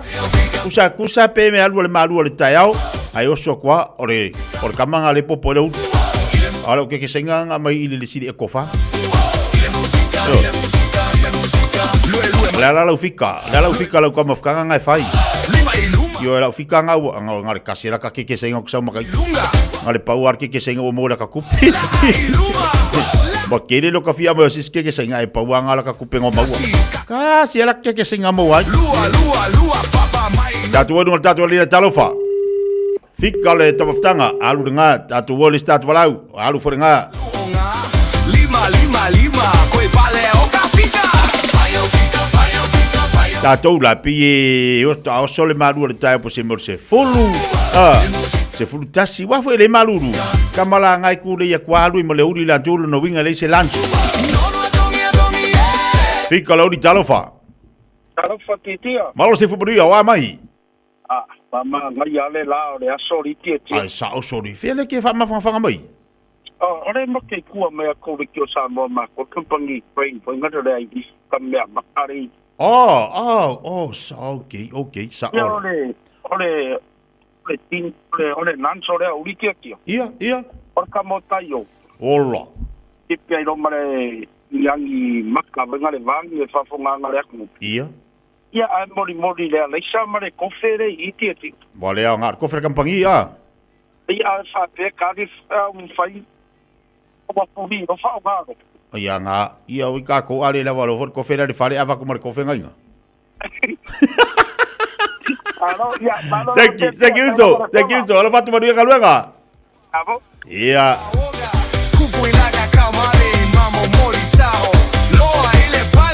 Apa tone le jula se football lua. Tato ine ili sida se asa ngau se lanjo le uli. Pea ngau kako a maua le breakfast le taiao. Tu leia tu mo le uli na tou. Ia ole aso atoale na. Ai foi niso tato. E popo fantasia ia le kama foi le uso taiao. Pe fa ka ngola kala le sua mamoi. Usa wa kwar kama le uli fa pe fa kama mafalo le aso atoa. Ai sa o sua mamoi e o sol baru taiao. Talofa. Talofa tia. Malo Rachel mai. Yo le mangwea papitai. Seki, la fika la top of tanga. La fika ngai fai la kwa fika. O la o ngale puki male mafi sainga mai Samoa. Bola. O la puki ma. Ma ia mafi mai Samoa. Oi, ka ile le wecho. Le yo ngai mo mafi mai Samoa. Ia, mali puki ia. Malay puki. Ia wale au nga. Oi o nga oi. Awa. Ia lelei. Popole masi la uli. Ngai sekia. Papai we choba alo fatu. Ia le pokalame. Papena foi mari foi le uli. Tatu wol bala jalofa. Ia. Oi. Amo mole ase o ele o le pokalame le ai firma nga o saka pangi e ka kile lolo mela. Talo fai. Lar ko nga pangi ki mga oitina. Pangi popo. Kuel pangi popo. Kalau vai sido makua, olha lá o telefone. Le olu tas. Iyo. 21 236. 021. 21 023. Iyo. 2691. 26. 021 236 2691. Se coisa o caso e arcar aquele fone. 021. Iya. 236. 236. Iya. 2691. 2691. O rua kasi, rua tolu ono i vatasi ia. Ia.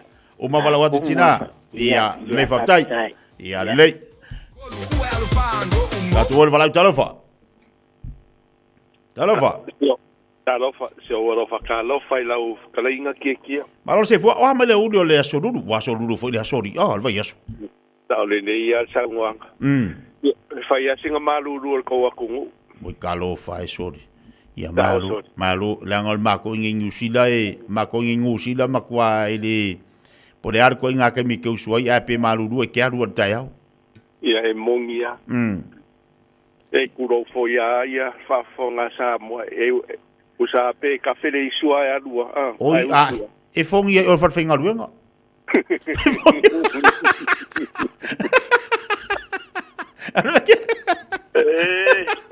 Malo pe fai mai ai ke usu le kasi le vavea e malulu se le leia vatu fon fa fonga la tunu e le leia le fongi o le falfenga luenga e mo kupi nga ai ha fongi ai le usu ia de se kupe la kuka la to tanga lu ia le o ko fa vele fa spo masi mama le boka mare me ai de sa ko yanga po ia le wadu le uti manga ia le lai do male lauki ia nga ole pasimoe nga la alua kuar kai on pasiusu e pasimoe mai o da di lei la okay so faftai ma watu manuel foi la oli ia manguia foi ia nga duenga ngi yaso faftai lo fatu ia lo fak ia se foi ia talofa e foi manuia sunga ia se foi manuia lo sunga le la wa on ngi ya oli o mai se ko inga ia lo sunga fe ko inga ia or kare be de ngi mera wo moka wa e fa nga la so lulua ai wa nga la so ia popolo le lecha vai se salapa mai o tasimaki o ia vai se salapa ngai popo ala mua e kango fia le vai se salapa wa nga sanga oh vai se salapa foi da so ia vai wa o sia so bori o sia so o fa se salapa kusala e vai mangolo ma vai se salapa we e vai se salapa uma oye kasi alua vai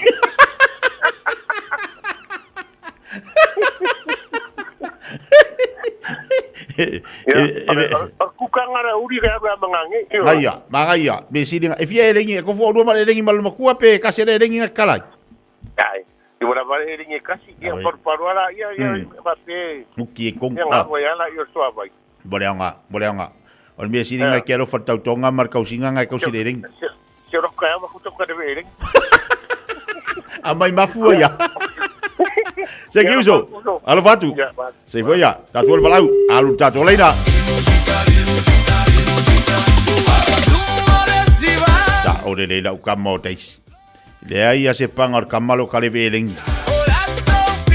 Ole ale que bebesi mai feo kaleve ma moe ma kaleve pipi. Ai. Wakavi o vi o lola la o kamalo kaleve elengi. Oka aya enga le leia la kaleve. Ia makwa enga le leia la kaleve. Sa kongi la kong male elingi oka. E fai aku e makaukia. E fai mai e fe kolofi mai supola usenga ma. Fe kolofi mai steika. A pare ainga ie. Ia la foi kau malu amar kaleve elingi na ko.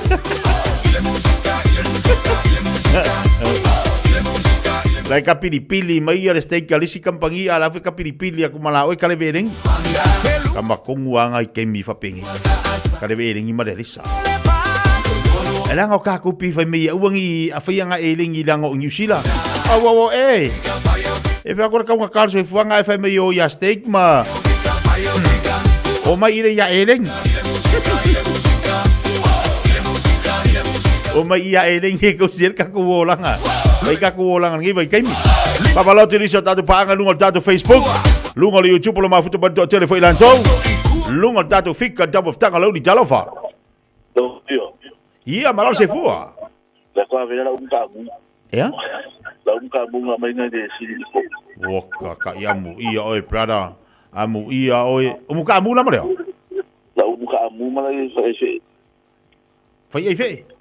Efe. Woka. Ia ai popolea. a popo ko Samoa Wale aonga le muka mu oi wale aonga oya na upa e fafkai wa ke lo anga le oya le muka mu fe wala ofisi ngai e le ka mu ai lo ke le ofisi vai me lo ya ngi e solo lo ani no mo fe ni tokio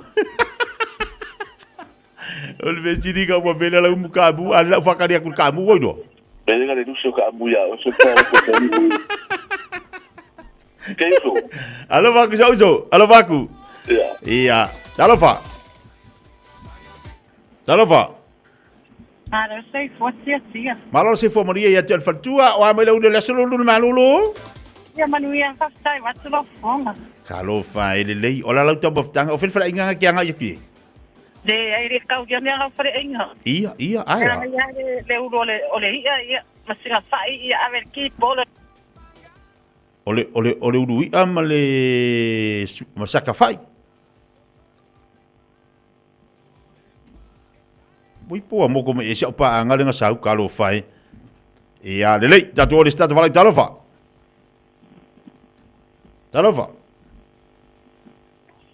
Kalofa. Oi. Ala, tava te tia. Malo se fo mangia wa mai. Yo, wa mai. Ia la foi fe lolo. Oi, kai laki oi. Ia, ole kuka ge yauri. Ole supo elengi. Oh. Ai la saka fa imal pa.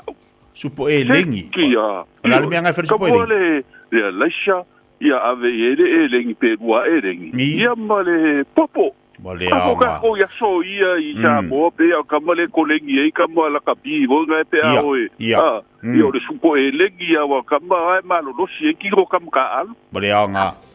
Ia. Male anga. Wa ka ngala le solulu la ko. Ngai manga ia ka. Ngala solu. Ngai le ka singa or ki ngala inga ile elengi. Ore kuka le ki la ia hole ia so lulu ma wa ho la so kongi. Ia lo la le weekend. Ia saurola le me ai vonga le ele supo moe supo moa ia me va pega a te ia la va yaso de kambara le elengi uga le alu ele le va yaso ia olo le weekend saurol me ai mapa sanga o fala la o lo makuala sorulu ia o seki ala o lo makuala sorulu le le seki uso lo fatu ba lo waso okay ia lo fa ba ia lo waso tai so luas fulminita talo de July Jasi Malulu le tunu ke lo foi la o le fika tona fai le tama ftanga ya so malulu io e te lo foi o e fika le tama ftanga le tonga ta o le seifanga le wiai ma le kaunga ka le meat e ma kau ki ale melo wiai ka ko ai te do e o le nga fo ia o me ia tatu tito i me ton tatu faia o me ton tatu faia wal temini o fa nau e pula la ton me fi ai o tamaiti yo atu i o falawa yo atu istamaiti i o le zero ia o le week pigs ai pe o tatou matutua e nau tele mo me o me ai to ia ia to ina malo matua la to wa tau na fai le leila ua ta maftanga pe fai le se tau saminga to ina malo matua ai o tatou matutua o tatou ia pe o le tatu malos ka kupenga ngau ke le kamale o fa na wi alo kwa sur ka poki so saimingi sur ka poki fa lai fa le fuamoa ya mai le toast ai pi o ka ko wi e pinga ruenga ni pinga ngau e kamo fasi mamoi fasi pobi ia nga le lua vai fo mai le lua vai fo mai le lua vai fo mai pa ua mea ia ai le lei au tau maftanga ai le lei au tau maftanga tau le lei to ai le lei tatu me ai ia ma tatu stai for mai pe ona tu ina mai nei fa torunga mo tanto te bila wati lo to se football iva minute ona tatu le chula tasi se bani so tatu musika se fi loi awolo va to telefone tatu wati no ma futo bai lungo tatu poklame vai fai malu to faiva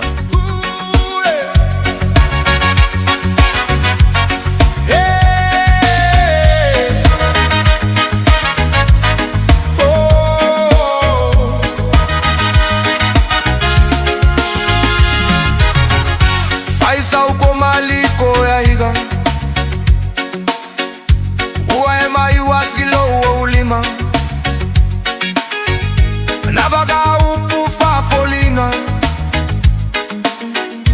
le lava poroga ilo aina ala ile ba umo ile sami de umugu ka ua fai mau masami kasile uye masae sae ye fesu yai malogu ofu vaele ole anelo mapua magawe sao makaua sea kokingonga ile atua ua galo la ukautua le consiga safai asouma logu ano fasa fame melo avakule ola inao pepelo koyo pau mai mi sole sunga fai ma se alofa fa mole mole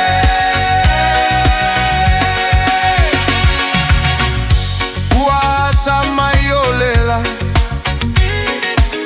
ai kulia weka la ufala au kala mako esaka fai male mole manava sunga wao solo ka viva fai ologinga ola unkoe ainga la koe foi lo me ilonga ainga fai ole bae ole mai leila se waka ofo sumelulu au amio vale kuluku que alu ile aso apoa peyele aisa ukamaloa kausa uya oe mahu wala faumumu au lenge iwa ofo imale ilipu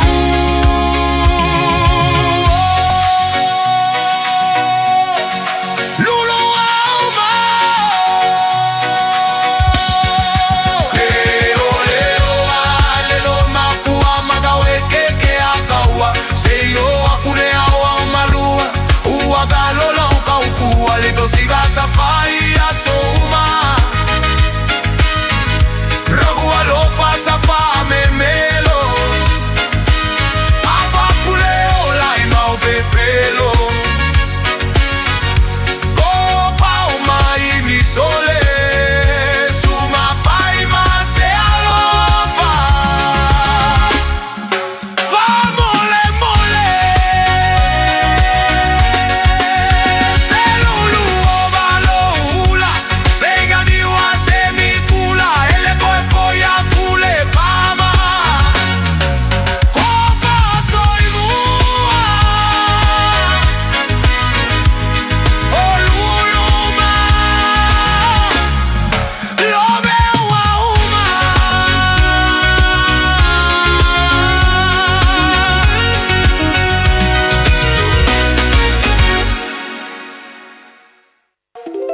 A e fia I lope ono lo fielo fale I lolunga. Si akilo fanua I le Auckland Flood Viewer a le Auckland Council. I lunga o upenga tawhailangi. Si akilo toa tusi pele ono a fia ngō fielo mauta I lolunga. Talanoa I lo ainga I me fai pe ama mawhati munga. Fa ama mama tewo tua maota. Tātou tele pōlea le tau. Ai mawhai ona tātou sa uni mo fisuia I ngō winga le tau. O lo saonga le mu I taimi o lolunga mamafa. O lo o yo lava lima. A whaia lo o yaimi la pisi e se mai I la pisi maasani. Pei o tau ta wha te kunolosi, o tau ta mamafa, maisi. Aua le la foia I le la pisi. Ai tanga I ane I le aucklandcouncil.govt.nz/where it goes. E te sila fia ele no fuangai avianga I ai. Tāmaki Turuki, All Together, Auckland. O tupe whamomoni Samoa, mana tua loa le Pacific Easy. O loo whaawau pia le tātou papitoa nao le limbatala te tongi pia whaunga aina le Pacific Easy app e whaatino ai au tupe whamomoni mai lau telefoni whebe ai. O loo awanofo le tātou direct transfer te posi mai ai au tupe le tātou account ma whamani aina fasili lupa le telefoni ma whaatino la whaino lau tupe ai na whapitoa. Mo le tutongi ina o pidio le pai, mo li te ngā tupe so se whare tupe Samoa, pe tutongi ni nino no ngā tupe le numpi wha Samoa Housing Corporation, UTOS, Samoa Land, ma so se au nanga Samoa o lo mawhai na whatino o mai tātou au nanga ole isi pay. Mo le Fiafia o whasoporia so se vahenga New Zealand yo tātou lala o lo avano fo yo tātou ofisa yo taro mamangele pe whaongale Pacific Easy Mobile App bo le direct transfer whasawa ilu taimi ai sili ato na whasawa ina autu pe wa taunga tale Penny City. Mo nisi whamtalanga wala au le telefoni o Valselau o Tasiono ono po numero masani au kilani o le lua fitu ono fitu iwa fitu wha ma le lua fitu ono fitu iwa baru wha Pacific Easy o lau paanga mo tupe wha mo boli Samoa. O mo mia ni ngaluenga whai ilo whali. O le living space o lau company if so soani ilu whale leo maota malawa. Amana o mia se papui pui, carport, canopy, pe wha faulau heat pump, whaisau deck, whaka peta lau whale. Whaapsota I mai I le living space. Whaia 4 quotes, mau le so soani ilu finance e le aise deposit. Vili mai loa le living space I le o valu se lau, 5 whaono, 5 valu wha. O valu se lau, 5 whaono, 5 valu wha. Ua le osa I whala vela ve, ua le loa le mea whai, o le friendly loans le au naga e whai, mea ma whai. Le tamaitai o Agnes Towers mua o le atau tua mo oi. O valu se lau fitu I vaiva o le tali o lo wha moi moi. Le friendly loans mo nono ngā tupe, tuatusi, lua fitu di, Waiparera Avenue, Henderson. Radio Samoa. Taslima ivatolu. Amo. Radio Samoa. Taslima ivatolu. Amo. Radio Samoa. Taslima ivatolu. Amo.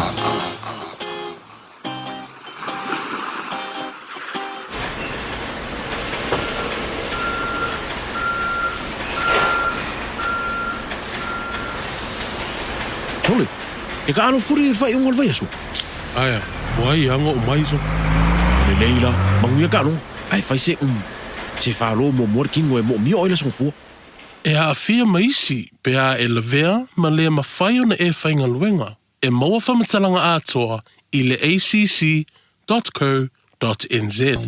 O mana o mie oe po se isia lo a inga se fisoso ani tau whi malanga inga mo New Zealand. Ima ta au poe peo le vaita mai no whanau po anga luenga. A whaia lau tali o le ioi, wala au loa Ken Ferniho o le Fern Immigration Services. E iaila na lai sene, ma o silia ma le se funu lima tau sanga hola na tau tua.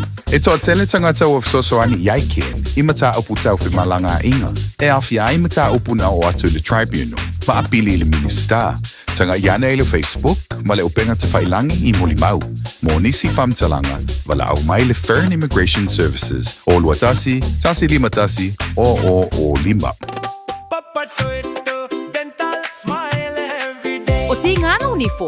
Whawawe nei loi le Papa Toe Toe Dental. Ma whaongalau Community Services card. E se iailo ni fo I le nao le fase fulu ta la. E whaia foi ni fo auroi wha ai ila ai lau smile. Susu mai pe wala au mai I le Papa Toe Toe Dental I le lua fitu valu wha valu tolu o le tua tusi tolu fitu lima Great South Road Papa Toe Toe. Papa Toe Toe Dental smile every day.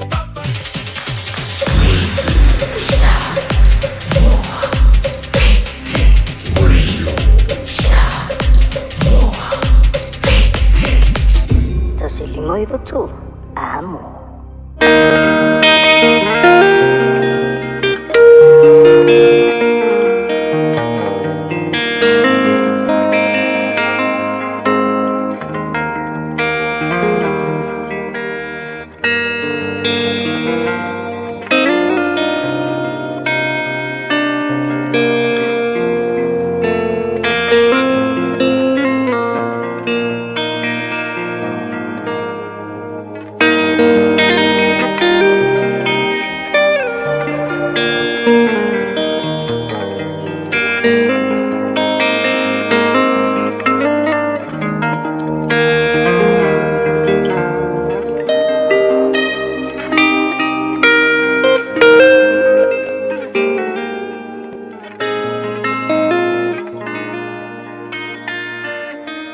Tau mō le aso.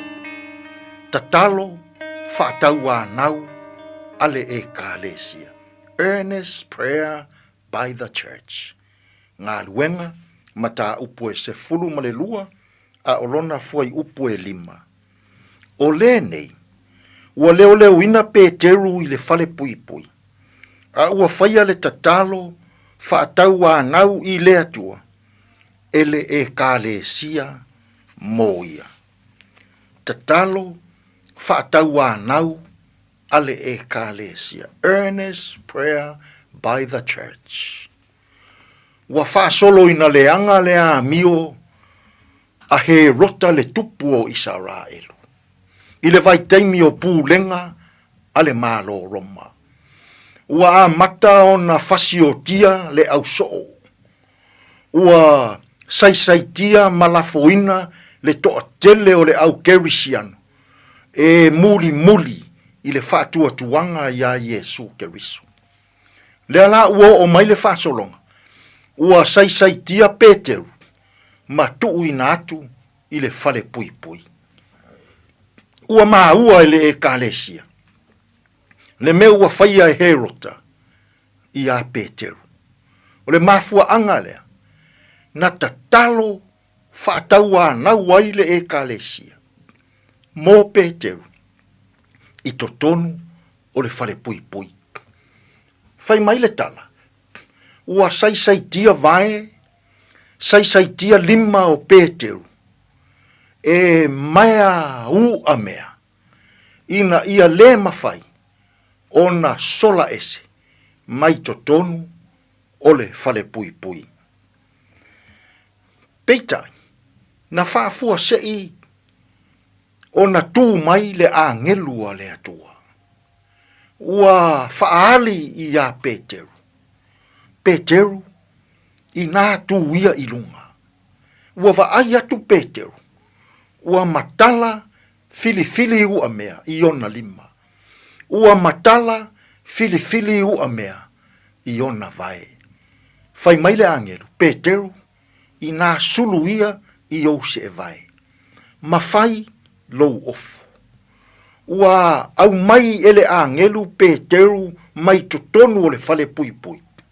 Matuu ina atu o ia, i se nofoanga, e le i loa ina e he rota, ma fita o le malo. O se mea matautia. Ona o le tatalo, whaataua nau ale e kālesia. Samoa, i nei aso, to tele o nai o tātou tangata, o lo o ola sai tia, i mai au a mea, i o lātou 5, ma o lātou vai. O nisi o lo sai tia, i le tino. O nisi o lo sai tia, whaale mā fau. O nisi, o lo sai tia, whaale anganga. Samoa, e tasi a le fofo. O lo tātou wola sai tia, mai pū lenga sāwā, mai tangata le alolofa, ma tangata anga leanga, i lo o tau soifua ma lo tātou wola. Ua nā o le tatalo, whaataua nau i le atua. Whai mai le tusitala, ua pūno nou ta maa o le e kālesia. Ua pūno nou le e kālesia.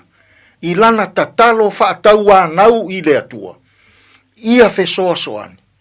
Ia alofa, ia lavea ina Peteru, mai pūlenga sāwa.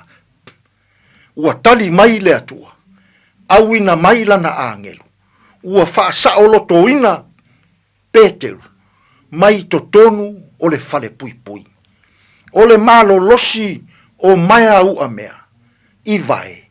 O le malo losi o maia ua mea i ona 5. Na pei, o se mea au pito i whaingo fie i le atua. Lana tatala, o noa tanga, mai pūlenga, sa wā, malelea lofa. Na sai tia Peteru i pūlenga sa wā, a le tupu o he rota. Ai na tatala o ia e le atua. E mafua, ona o le tatalo, whaatau wā nau, a le atua. O le alea mea tau o le tatalo, whaatau nau i le atua. O loto, o anganga, o mawhauwhau, ua tuu whaatasi, ma momoli i le atua, i le whaatua tua lo loto, e tali mai le atua. O le tatalo e whaia pea, ma le loto taritonu, i le alofa, ma le anga le lei o le atua. Samoa, o whea lava o e sai tia, i le tino, ma fau, ma louanganga, ia e manatua i le nei aso.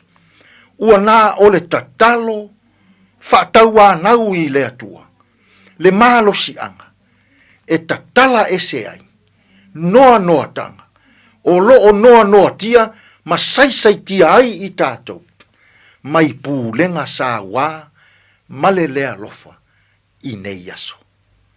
Aia, pe a sei e tatalo ia, whaataua nau i le atua, o lou loto ua alu wifo i lalo, i le lo loto o lou whaatua, e te a nau,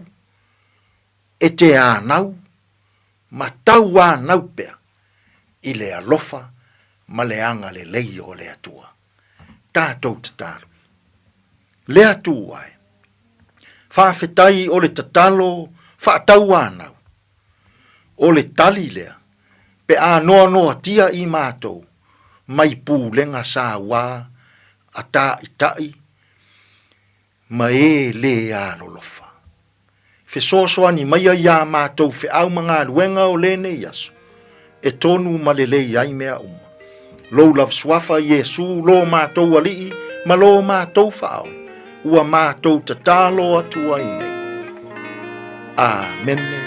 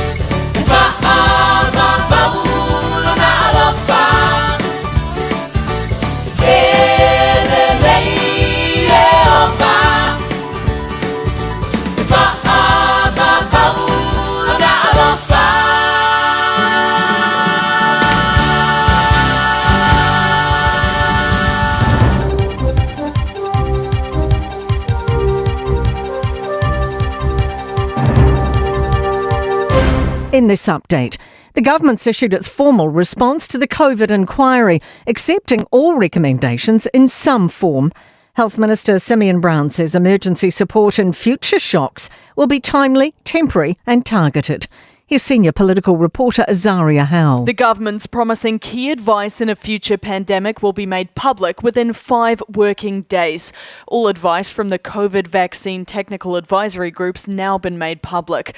The Royal Commission found restrictions stayed longer than needed, and more than half of the $60 billion COVID Response and Recovery Fund went to programs not directly related. Kiwis could soon be able to pay in stores using facial recognition or a hand scan, but it's unclear who'll front the costs. EFTPOS is launching Verifone's new biometric-capable payment terminals, one of the first markets globally. Verifone claims it could allow age verification, identity checks and payments in a single interaction without needing a card. Retail NZ CEO Carolyn Young says it's expensive technology, so they're looking at how it'll work. The cafe owner or the retailer is going to be probably the one that's going to see the cost. A pep in the Opportunity Party's step, but it still has a tall mountain to climb to make it into Parliament. The Herald Motu Research poll of polls predicts an average party vote of 5.3%, which would surpass the threshold for making it into Parliament without an electorate.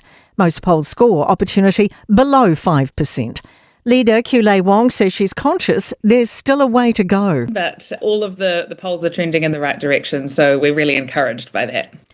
Police are asking anyone with information on 39-year-old Jin Jong to call 105. Jong's actively avoiding police and has been wanted since failing to appear in court in May, with a separate arrest warrant also issued in April last year for failing to appear. That's news. In sports, Zoe Hobbs has scorched into New Zealand sporting history with an unprecedented gold in the 100 metres at the Glasgow Commonwealth Games. Another 2 medals in the pool, with Lewis Clarebert's gold in the 400-metre individual medley and Erica Fairweather winning silver in the 800-metre freestyle. It wraps up Fairweather's campaign with 5 medals, 3 silver and 2 bronze.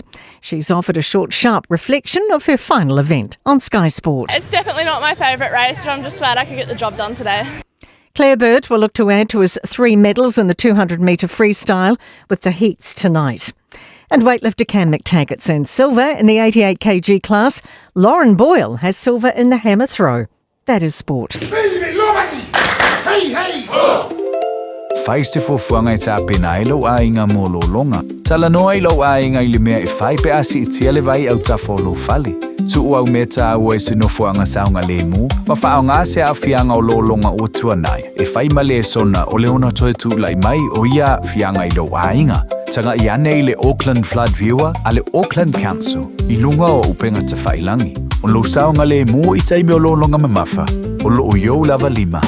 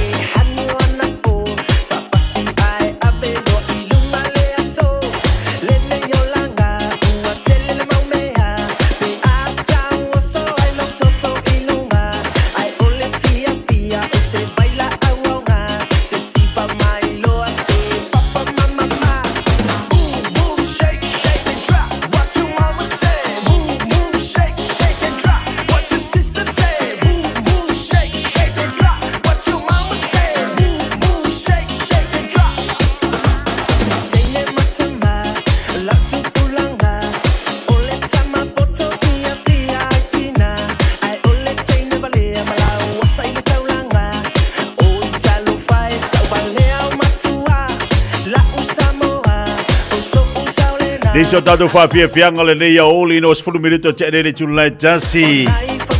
Ile tautua whaupele rida Samoa se 45 tolo a momal tata po kalame. Ia pe o le fo tautua le Fiafia Mai mo tantou e mana tolo solonga le leima manuia le yaso. Malo lava ngā rue malo fo malo losi le telo le tatu watru. O lo fitai tunga i tu manga ruenga masani tono la tu falfenga ruenga. I oe matue wha malo atu nei tamam tina matue mota malawa. Ia le li wha tai mo le tapo inga o tau tamam tina matutua. Ia e alo whinga ruenga tofi le tue sunga wha whengainga. Ia o telo i la tu e lo maua o tau suafa ia le lava e wha longolongo mai lungo tato po kalame. Ia walofa tuai mo utou u malava. E pele anga le leo le tu ia te utou. Ia o whengai o tau ma... Te au mga ruenga, ia whapea fo i le tapo inga ni a tātu tamam tina matua.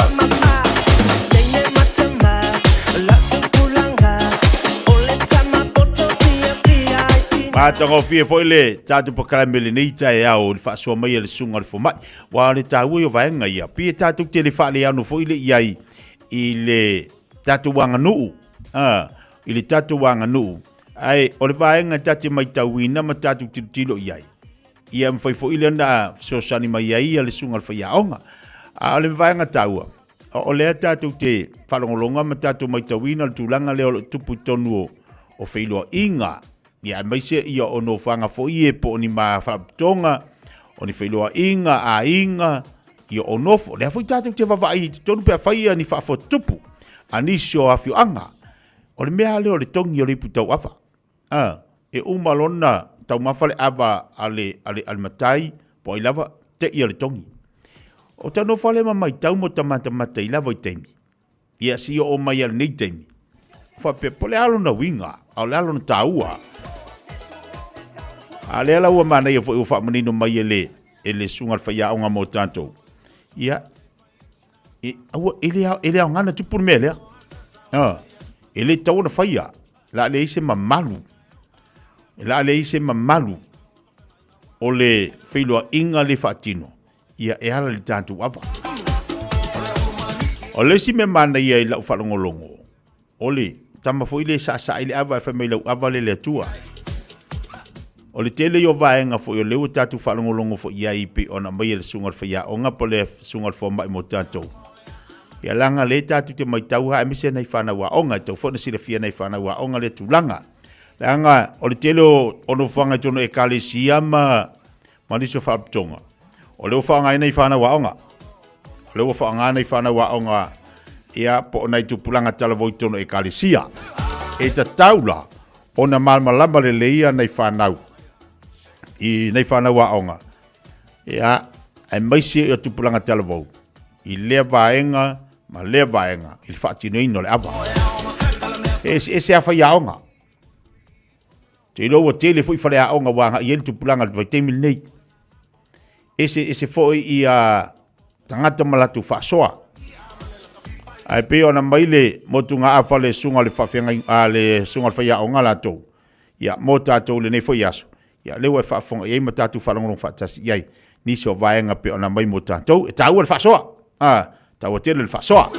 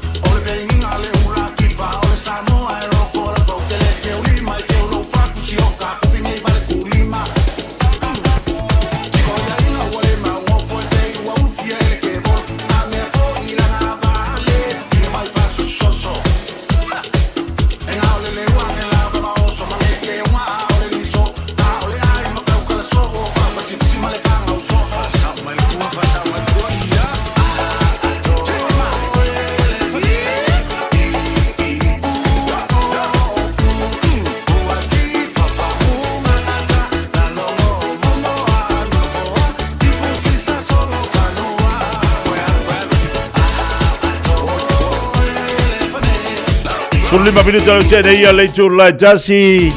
Ya e malo foi fa tel tatu wa tunu nei motunga afa per fa so mai tatu pokalam. Na pisi tatu leina.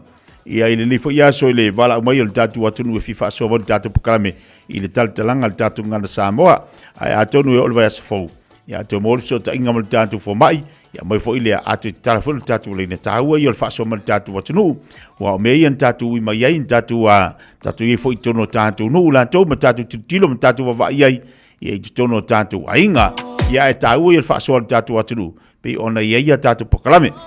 O lesi me mana ia. O pokalame fo ia le whawhitwhili. Pe ona ire po ana po. Ia tele fo i vaenga tau ana tatu wharangolongo ana po ana po. Ile whaasua mai o niso tama. E maise niso tatu tama tu asinsina. Ia e pokalame le whawhitwhili. I nei me tau po pena tui natu mo tatu. E tau a tele lea. O tatu. E leo mea umu o tatu loa. Sila fia le tatu atunu. E fo ia nei mea tatu te loa.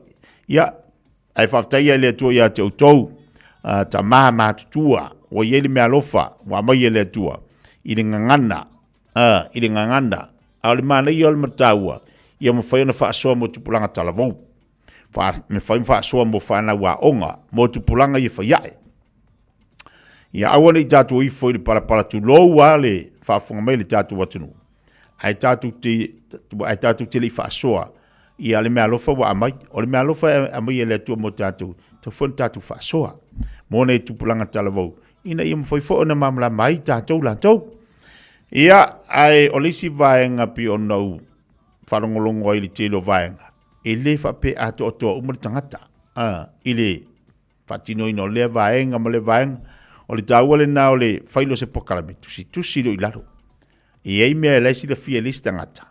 Ia ai le ulo lista ngata. E le mea lai tate iloa. E le ulo lista ngata. E fo mea lai iloa. Ia ale mana ia na. O le tusi le ilalo. Ia o te tango lola ia lea e whai tau. Ma mai tau. Ia mo te iloa lola le mafuanga ma le winga. Pe ona ia nei tatu pokarame ia pe ona. Ai maisi al tatu ngana Samoa. Ai maisi al tatu ngana. Tu ai isi atu nuu maisi ngana maisi mea lai. Al tatu ngana Samoa.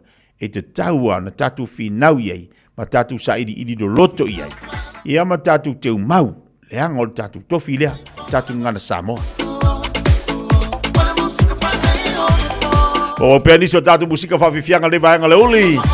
Ile mafutubele tatu watino le totele la tole nau tu amtaria ngā luenga o tole ne yaso. Malo lava le wha malolo si.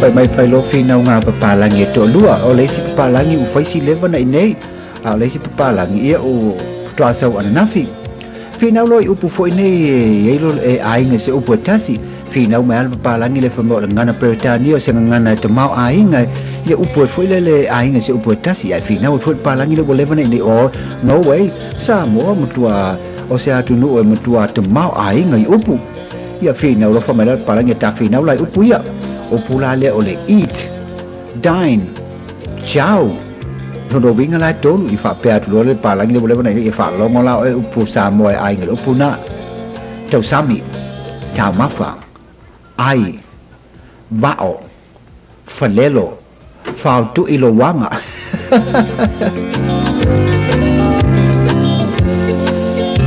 ele ma fa ya palangi to e fina fo mai palangi ya tau la upu ya fa la upu tau la upu ya killed died pass away kick the bucket oi wafa hia fa longo la Samoa e ai ngel upu na tu malo usufono maliu oki pele maka pa ule masina palasi le avoka to ulu faleo ile fa ofa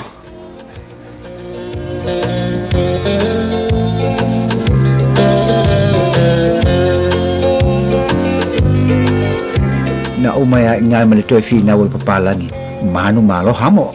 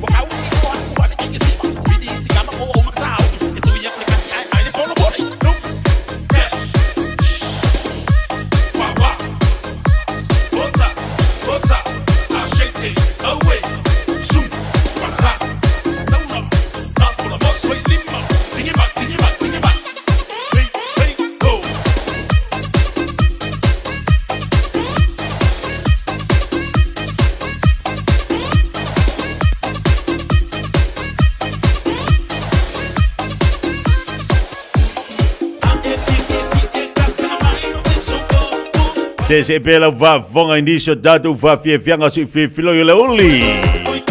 Leo te lua se fulu male fitu minuto antalo le tunai lua. O mata ni litaya o i talonga filo le Commonwealth lo fanga solo. Ole talonga lana tele ia ila mata ni litaya o fusuanga. Ole mana ia yo o fusuanga Peletania, Skokilangi. Faya ina le tamaititi New Zealand fo ileo wa ule maua manu kau e pai. Na. Faya ina le tamaititi na ko da final. Wa ma fu no arui talonga ye pe ole si we me mafa. Ole tatu fusuanga. Ye pe o ile te le tatu taalo. Ile te le tatu taalo. Alo te wa tu pe ona ne ele to te le tatu ya la taalo la solution riva. Te lopo na nei la solution riva. O le ala a to te le tatu a taalo ile au si wa me mafa. Pa pe foi tatu fusuanga. Ya tanga ia ne pe ile TV wa te lola to te lo tatu e o tu tulia le tatu au ia na lo msi yatu. Ya fa te o le tatu pinsiliva le wai tasi tatu pinsiliva Australia sorry.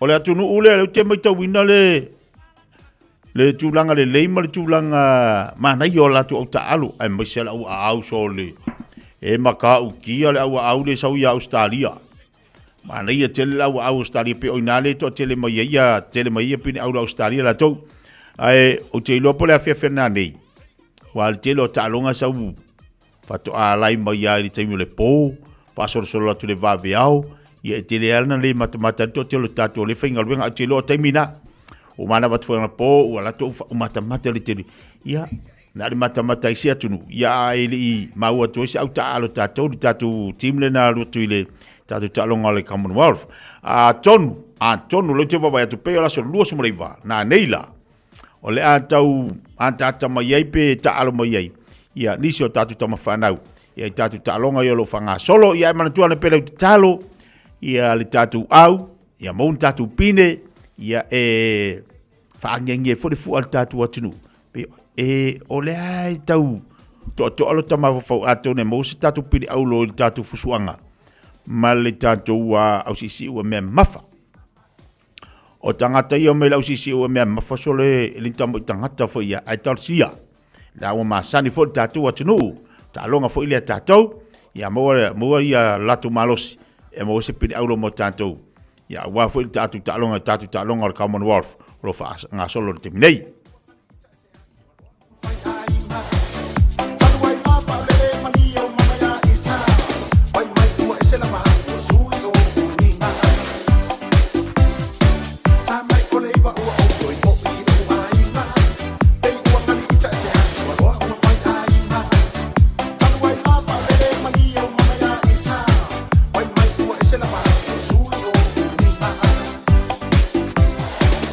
Kisi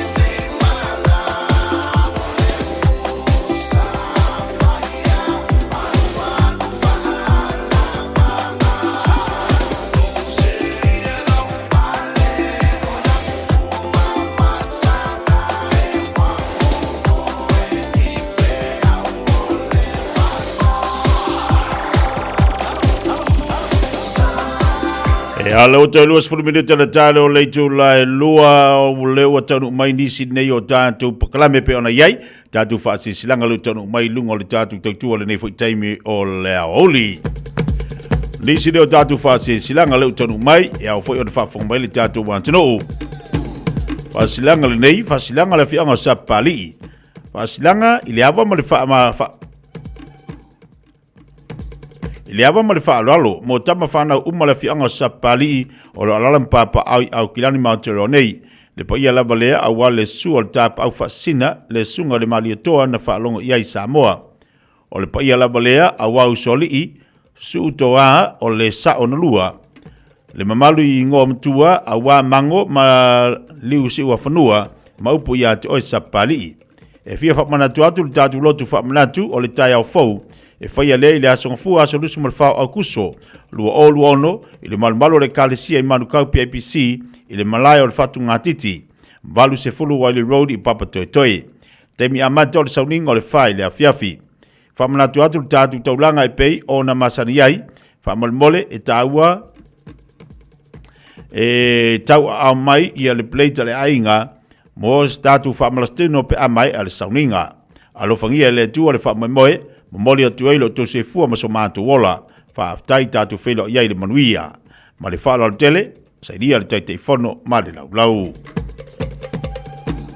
Whanatanga le akopa au kila New Zealand, whawal mole e wala uatu ma le nganga whaalalo. Tama whanau, tama matene tuai umasa o tawina koriso a vele, o lo alalam papa au kilani, na ia awai mai le tātu whanatanga, wha ale tausanga, e whaia le aso ua ta ua aso tonai, aso mamua au kuso i le tauli tulai tolu le auli, i le youth line i manukau, tasi wharima o St. George Street i Papa Toi Toi. Whamon mole o lau restara limas fultala, mo le tausanga whatupe mai a aprila lua olu ono, si o atu i a mati i le lua olu fitu. Alofa tapa au langi, e mamole atu oilo to se fua maso matu wola, whaaftai, sa ini al presteine, male ofisa, tasili. A kopa au kilani i New Zealand.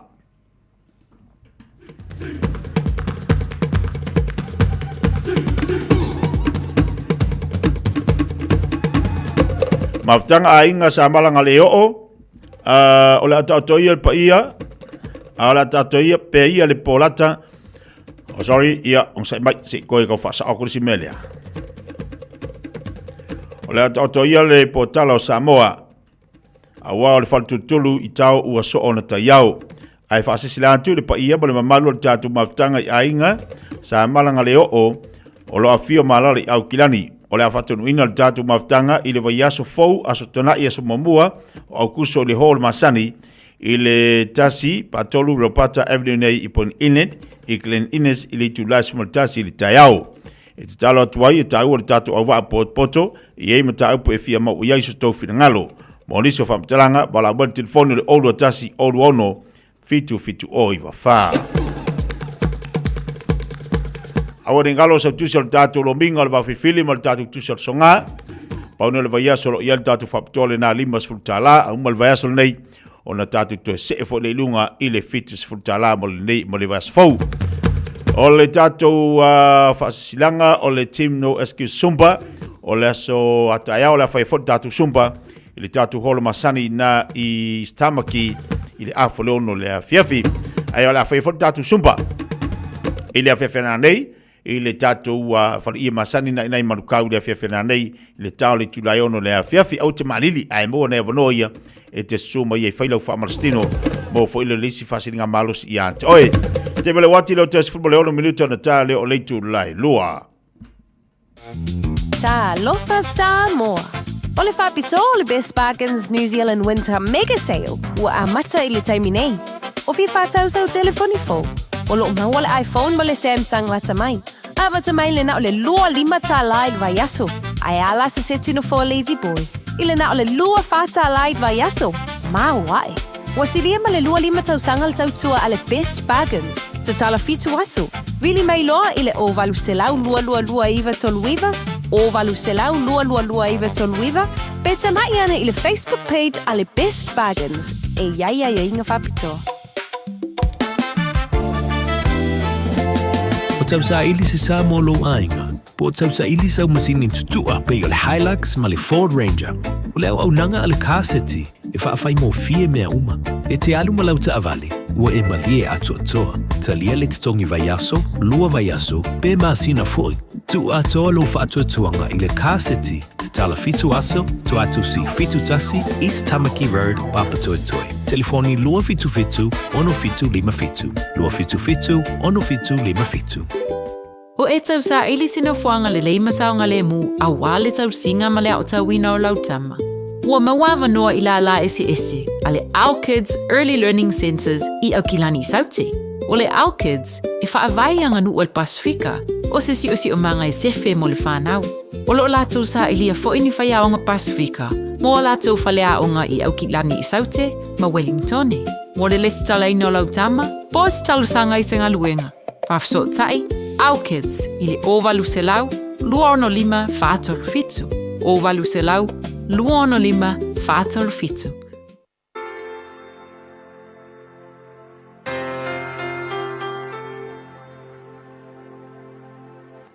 Au te fiafia whaawhiloa i tātua tinu, mai tātua polkalame o le areto le o la malo le soifua manuia, au te whaawhiloa i le suafa o le li whaola o Yesu Keriso. O le whata o te sifulu tolu whaupe sifulu ono e whapea, o tangata mawhauwhau uma e taitasi ma miopoto o ia. I le whaperetania le silo minga ene o le ti whapea, wise people think before they act.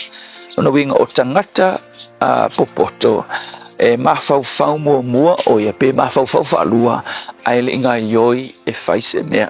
O le upu mo o le aso le nei mawhauwhau whaalua. O le tele o whaalavelave pe mawhauwhau loto al mele nei. O le tele o whaalavelave e tutupu i logo langa. E umai fua hiko e mawhauwhau o lo vave i au whaai unga e whai. Usa e kupulo se mea o lau respond whaafua se ia po le reaction ia ki oe o le kalilo le whaafitau ai ele i maua se teimi ki ngofu mawhauwhau pe sa o le mea o le a enga ioi whai o nisi teimi ua tupu se whaalavelave ia e ki ele ua umang kupu whaalavelave ua e whaangua ngoi le mea kupu onga e koe mawhauwhau angelea e ki la ngona ina lava me e iloa sorry sa tatau aonga le kupul melea alanga ua e vave mga ioi e au noa mase mea na e mawhauwhau iai.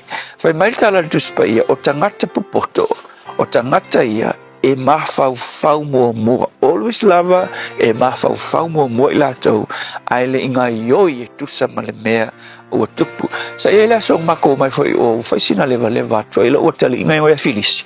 Sa nofo i ia ana o tali lana kingo kele ia ai mako mai lo ta vale matupiki apu ya soya mako ia e mai lo le engale i pefo ngol mele le vai le po in le fango le se tu lo le afio maki ia e mai lo le ngala le muka ai la ta mai tila ki ko lua e ki aku pulang malo kali le ki la sa vale mo pasi merkava usa au kafa au fa ron pala vale ma fa tamtiti ai velo mai pala o pala vale nga kai pala vale o lo kali ila le ko le ngoi filis o ka au ga ma on las ka la e marta vale ala po mai lo kali ila ka vale fa mai te faku so usa le mo mga o kali ma ko le ku punga ila ro ma kwa pakar ko paka se me ka makio ma alo ma fa pe ia le ngai ya kala e mo ia maka ukiar kala ia ai le se me ko mangu ai ia pe adu per kaval afa le ai mo so ia au ia adu kaval alo ma fa le ngai anga kur kaval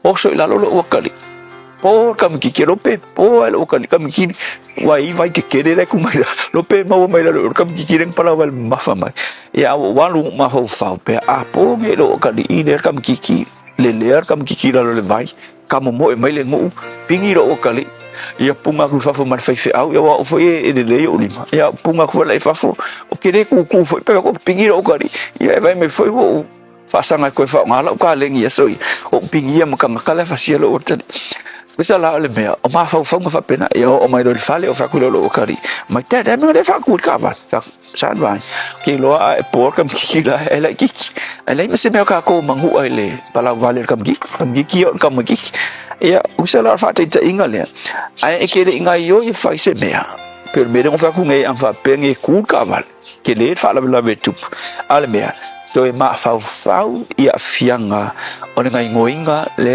la fai so se ngai ngoinga e te fa tino e lu fa pe pause for a while ko malai ki mai ma fau fa sa lo ma fau mai ve sini va be a fai ngai melea o le a se a fianga e muri mai so le upula mo o el nei aso so se me ke fai ma fau falua awa ke ma fau falua lo mai fa kari e vaku ele tua le ma fau sao e ke fai ele fa unga i taimi fa pena mo o el nei aso e se me e ma fau fai awa ke rush fai unga na ko e ma fau le ke mi fai ngai ke ma fau ai ka mai fai le tua na ese me a fai mengi okay lo lava e fe so angia kule tua e se fai unga le leimo o le tua fa tai te awa o mato ia o fionga e o ai nei me fa pene e te awa o mai mato so angi so se tas ia mafai ona toe mafau le i o Yesu amen.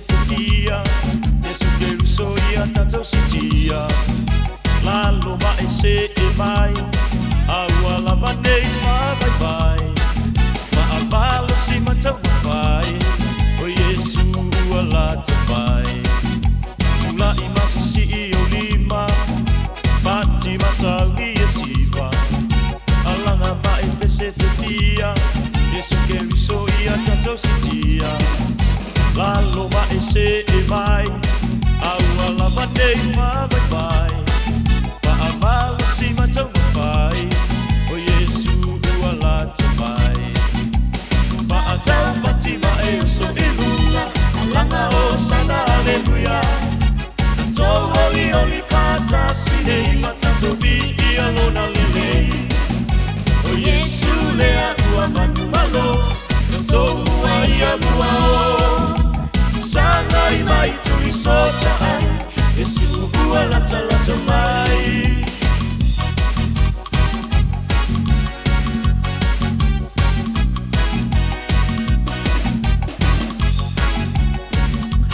Si o fonga malia sunga ala mamua le nau fa mai to le tatu po klame na le are to le ola sta maftanga fa le nganga mo tatou le nei ia o uli o nga tono le vaiaso le fenga tatou fi au nga luenga e vi ia le li mau le fasilinga malo si fa le nganga mo tatou tap sai pel tatou fo langa mo tatou savalinga wa le telo fita ma finga ta telo fa fita uli ai popo a mea uma ile upo le tua e fe soa sani ma fa malo si ia o ma fo i matatou uma ile o nga tono nei vaiaso ia malo fa tai fo ia o italiano nei po klame ma le nei fo tautua ai mai se po klame fa le nganga pe ona e mafuta mai mai fa fonga mai ai i lunga le tautua le de Samoa se fon malima iva tolu a mo ia fa tai tatu tunu o tele la tole na wa fa mai ala tu nga luenga pe na masani ai ia ta pena tu nisio ia to piki nei tamaiti le aonga ia tatu ia tu e piki nei fa na tautua na foi a i loa e ngase pe kale le walo ia ile pepesel fulu e te loa e tatou mantuol me tau na fai poi mai nei whanau ia uane ia vei o le whaleaonga ia mali pepesi e o le whamai ia ma vatu foi o tinga ina i foi si o walo ia ile kale foi si malulu mantua foi tatou mantua e tamaiti le vai temin lei ia whinga tāna vavau tamaititi la tau ai poi le lei nei whanau wa ile lei tasi le mea le whamanatu pe mo tātou awane tu uale avange le fangu Samoa vo ile ai lo wakare ka makiki wange le fangu Samoa fa ma fana le lei o le lei lo fi val to mititi mo o lo tino ali mo le po wailo na ua si o mea nga tatu lo ma ia lava i temi ma tatu o mai Samoa lava i temi ia e hu ka makiki le fangu Samoa o ai pe O le suia se fangu sa mo lu tele fangu sa mo ya tatu nei. Mai matua fa ma fana lelei. Ia o nau o leo lo tino fa mo le po fa ma fana lo tino. E mai o ar kaya o son. E makau kia. E ala no foi atu ola umeanga le foi si o ka ia ka ri le fa ko aongo kausanga. Ngale o a kale mai ia i ngalo kwa au mai fa vevela le suau ia u a koreki. Ia mo i la ia ki nganga i la kingo ai fa mo ala e sefe. O me ia on tatu mo mai tatu mantu mai sa mo lava taimi. Na na fa manatu atu ia ai pulea o ia finga sio wa. Ia a o me ia tatu lo isele mana ia. Ile taua yo me a tatu wa ai nei tatu mantu lava taimi. O lo matu se tatu ma sa unanga mo malo tatu atu no. Awari ngalo mo tatu e vala mai o lo mo tatu chairman pani le Fiafia Mai. Taiao as falaile ma wol tatu chairman pan wala wi puti la fiafi ia sumaila ia fatau sau chairman pan la Fiafia Mai e mo wai le tatu chairman pan se fe fu le kama fu lo ai mamafa e wolo fatele atu lava sa mo le atu pele tatu felo le sa taiao i lunga po kala me Fiafia Mai ma no to maftanga mo to fa ia fonga mo se man francisione ta pena mai e fa wal tatu tatua se pa e fo istemi o le poa na nei alo fatele atu so i fo mai manuia Radio Samoa. Taslima e vatolu amo. O mo mia ni ngaluenga fai ilo fali. O le living space o lau company if so soani ilu fale leo maota malawa. Amana o mia se papui pui, carport, canopy, be fa folo heat pump, fai sau dick, fa ka peta lo fale. Fab so ta imai ile living space. Fai 4 quotes, maula so soani ile finance ele ai se deposit. Vili mai lo le living space ile o valu selau, lima faono, fa valu fa, o valu selau, lima faono, fa valu fa. O fia maua sau ta vale po sau piki apu, ai tong i ta iwa yaso, lua va yaso, pe ta imasina, o le sleek cars o le a maua ai le fsoswani. O ta pena le au whainga ruenga a le sleek cars, mo oi malo a inga. Aua e te popole i se mea e tasi, te tala fitu aso, mai le sfulu i le tai au, anga i le afo le ono le afiafi. Tele la lai au kilani i saute, vili mai loa, i le o lua tasi, tasi faa, fitu lua selau, po le o lua o, fa lima, tasi lima tasi. Le Shine Dental, susu mai i le lata u falefou. O te le ma matango fie, il faya fole siaki au oloa, fa apele ni fa pi e tasi. Moe wale stella mai o fou mai i le Shine Dental, i le nau le lima selau i vaiva tala. Faya 4 quotes mo le wins ma le ACC, pa tasi ai ma le fai 4 tong fitinga, moe sful walu tau sanga ngai lalo. Le Shine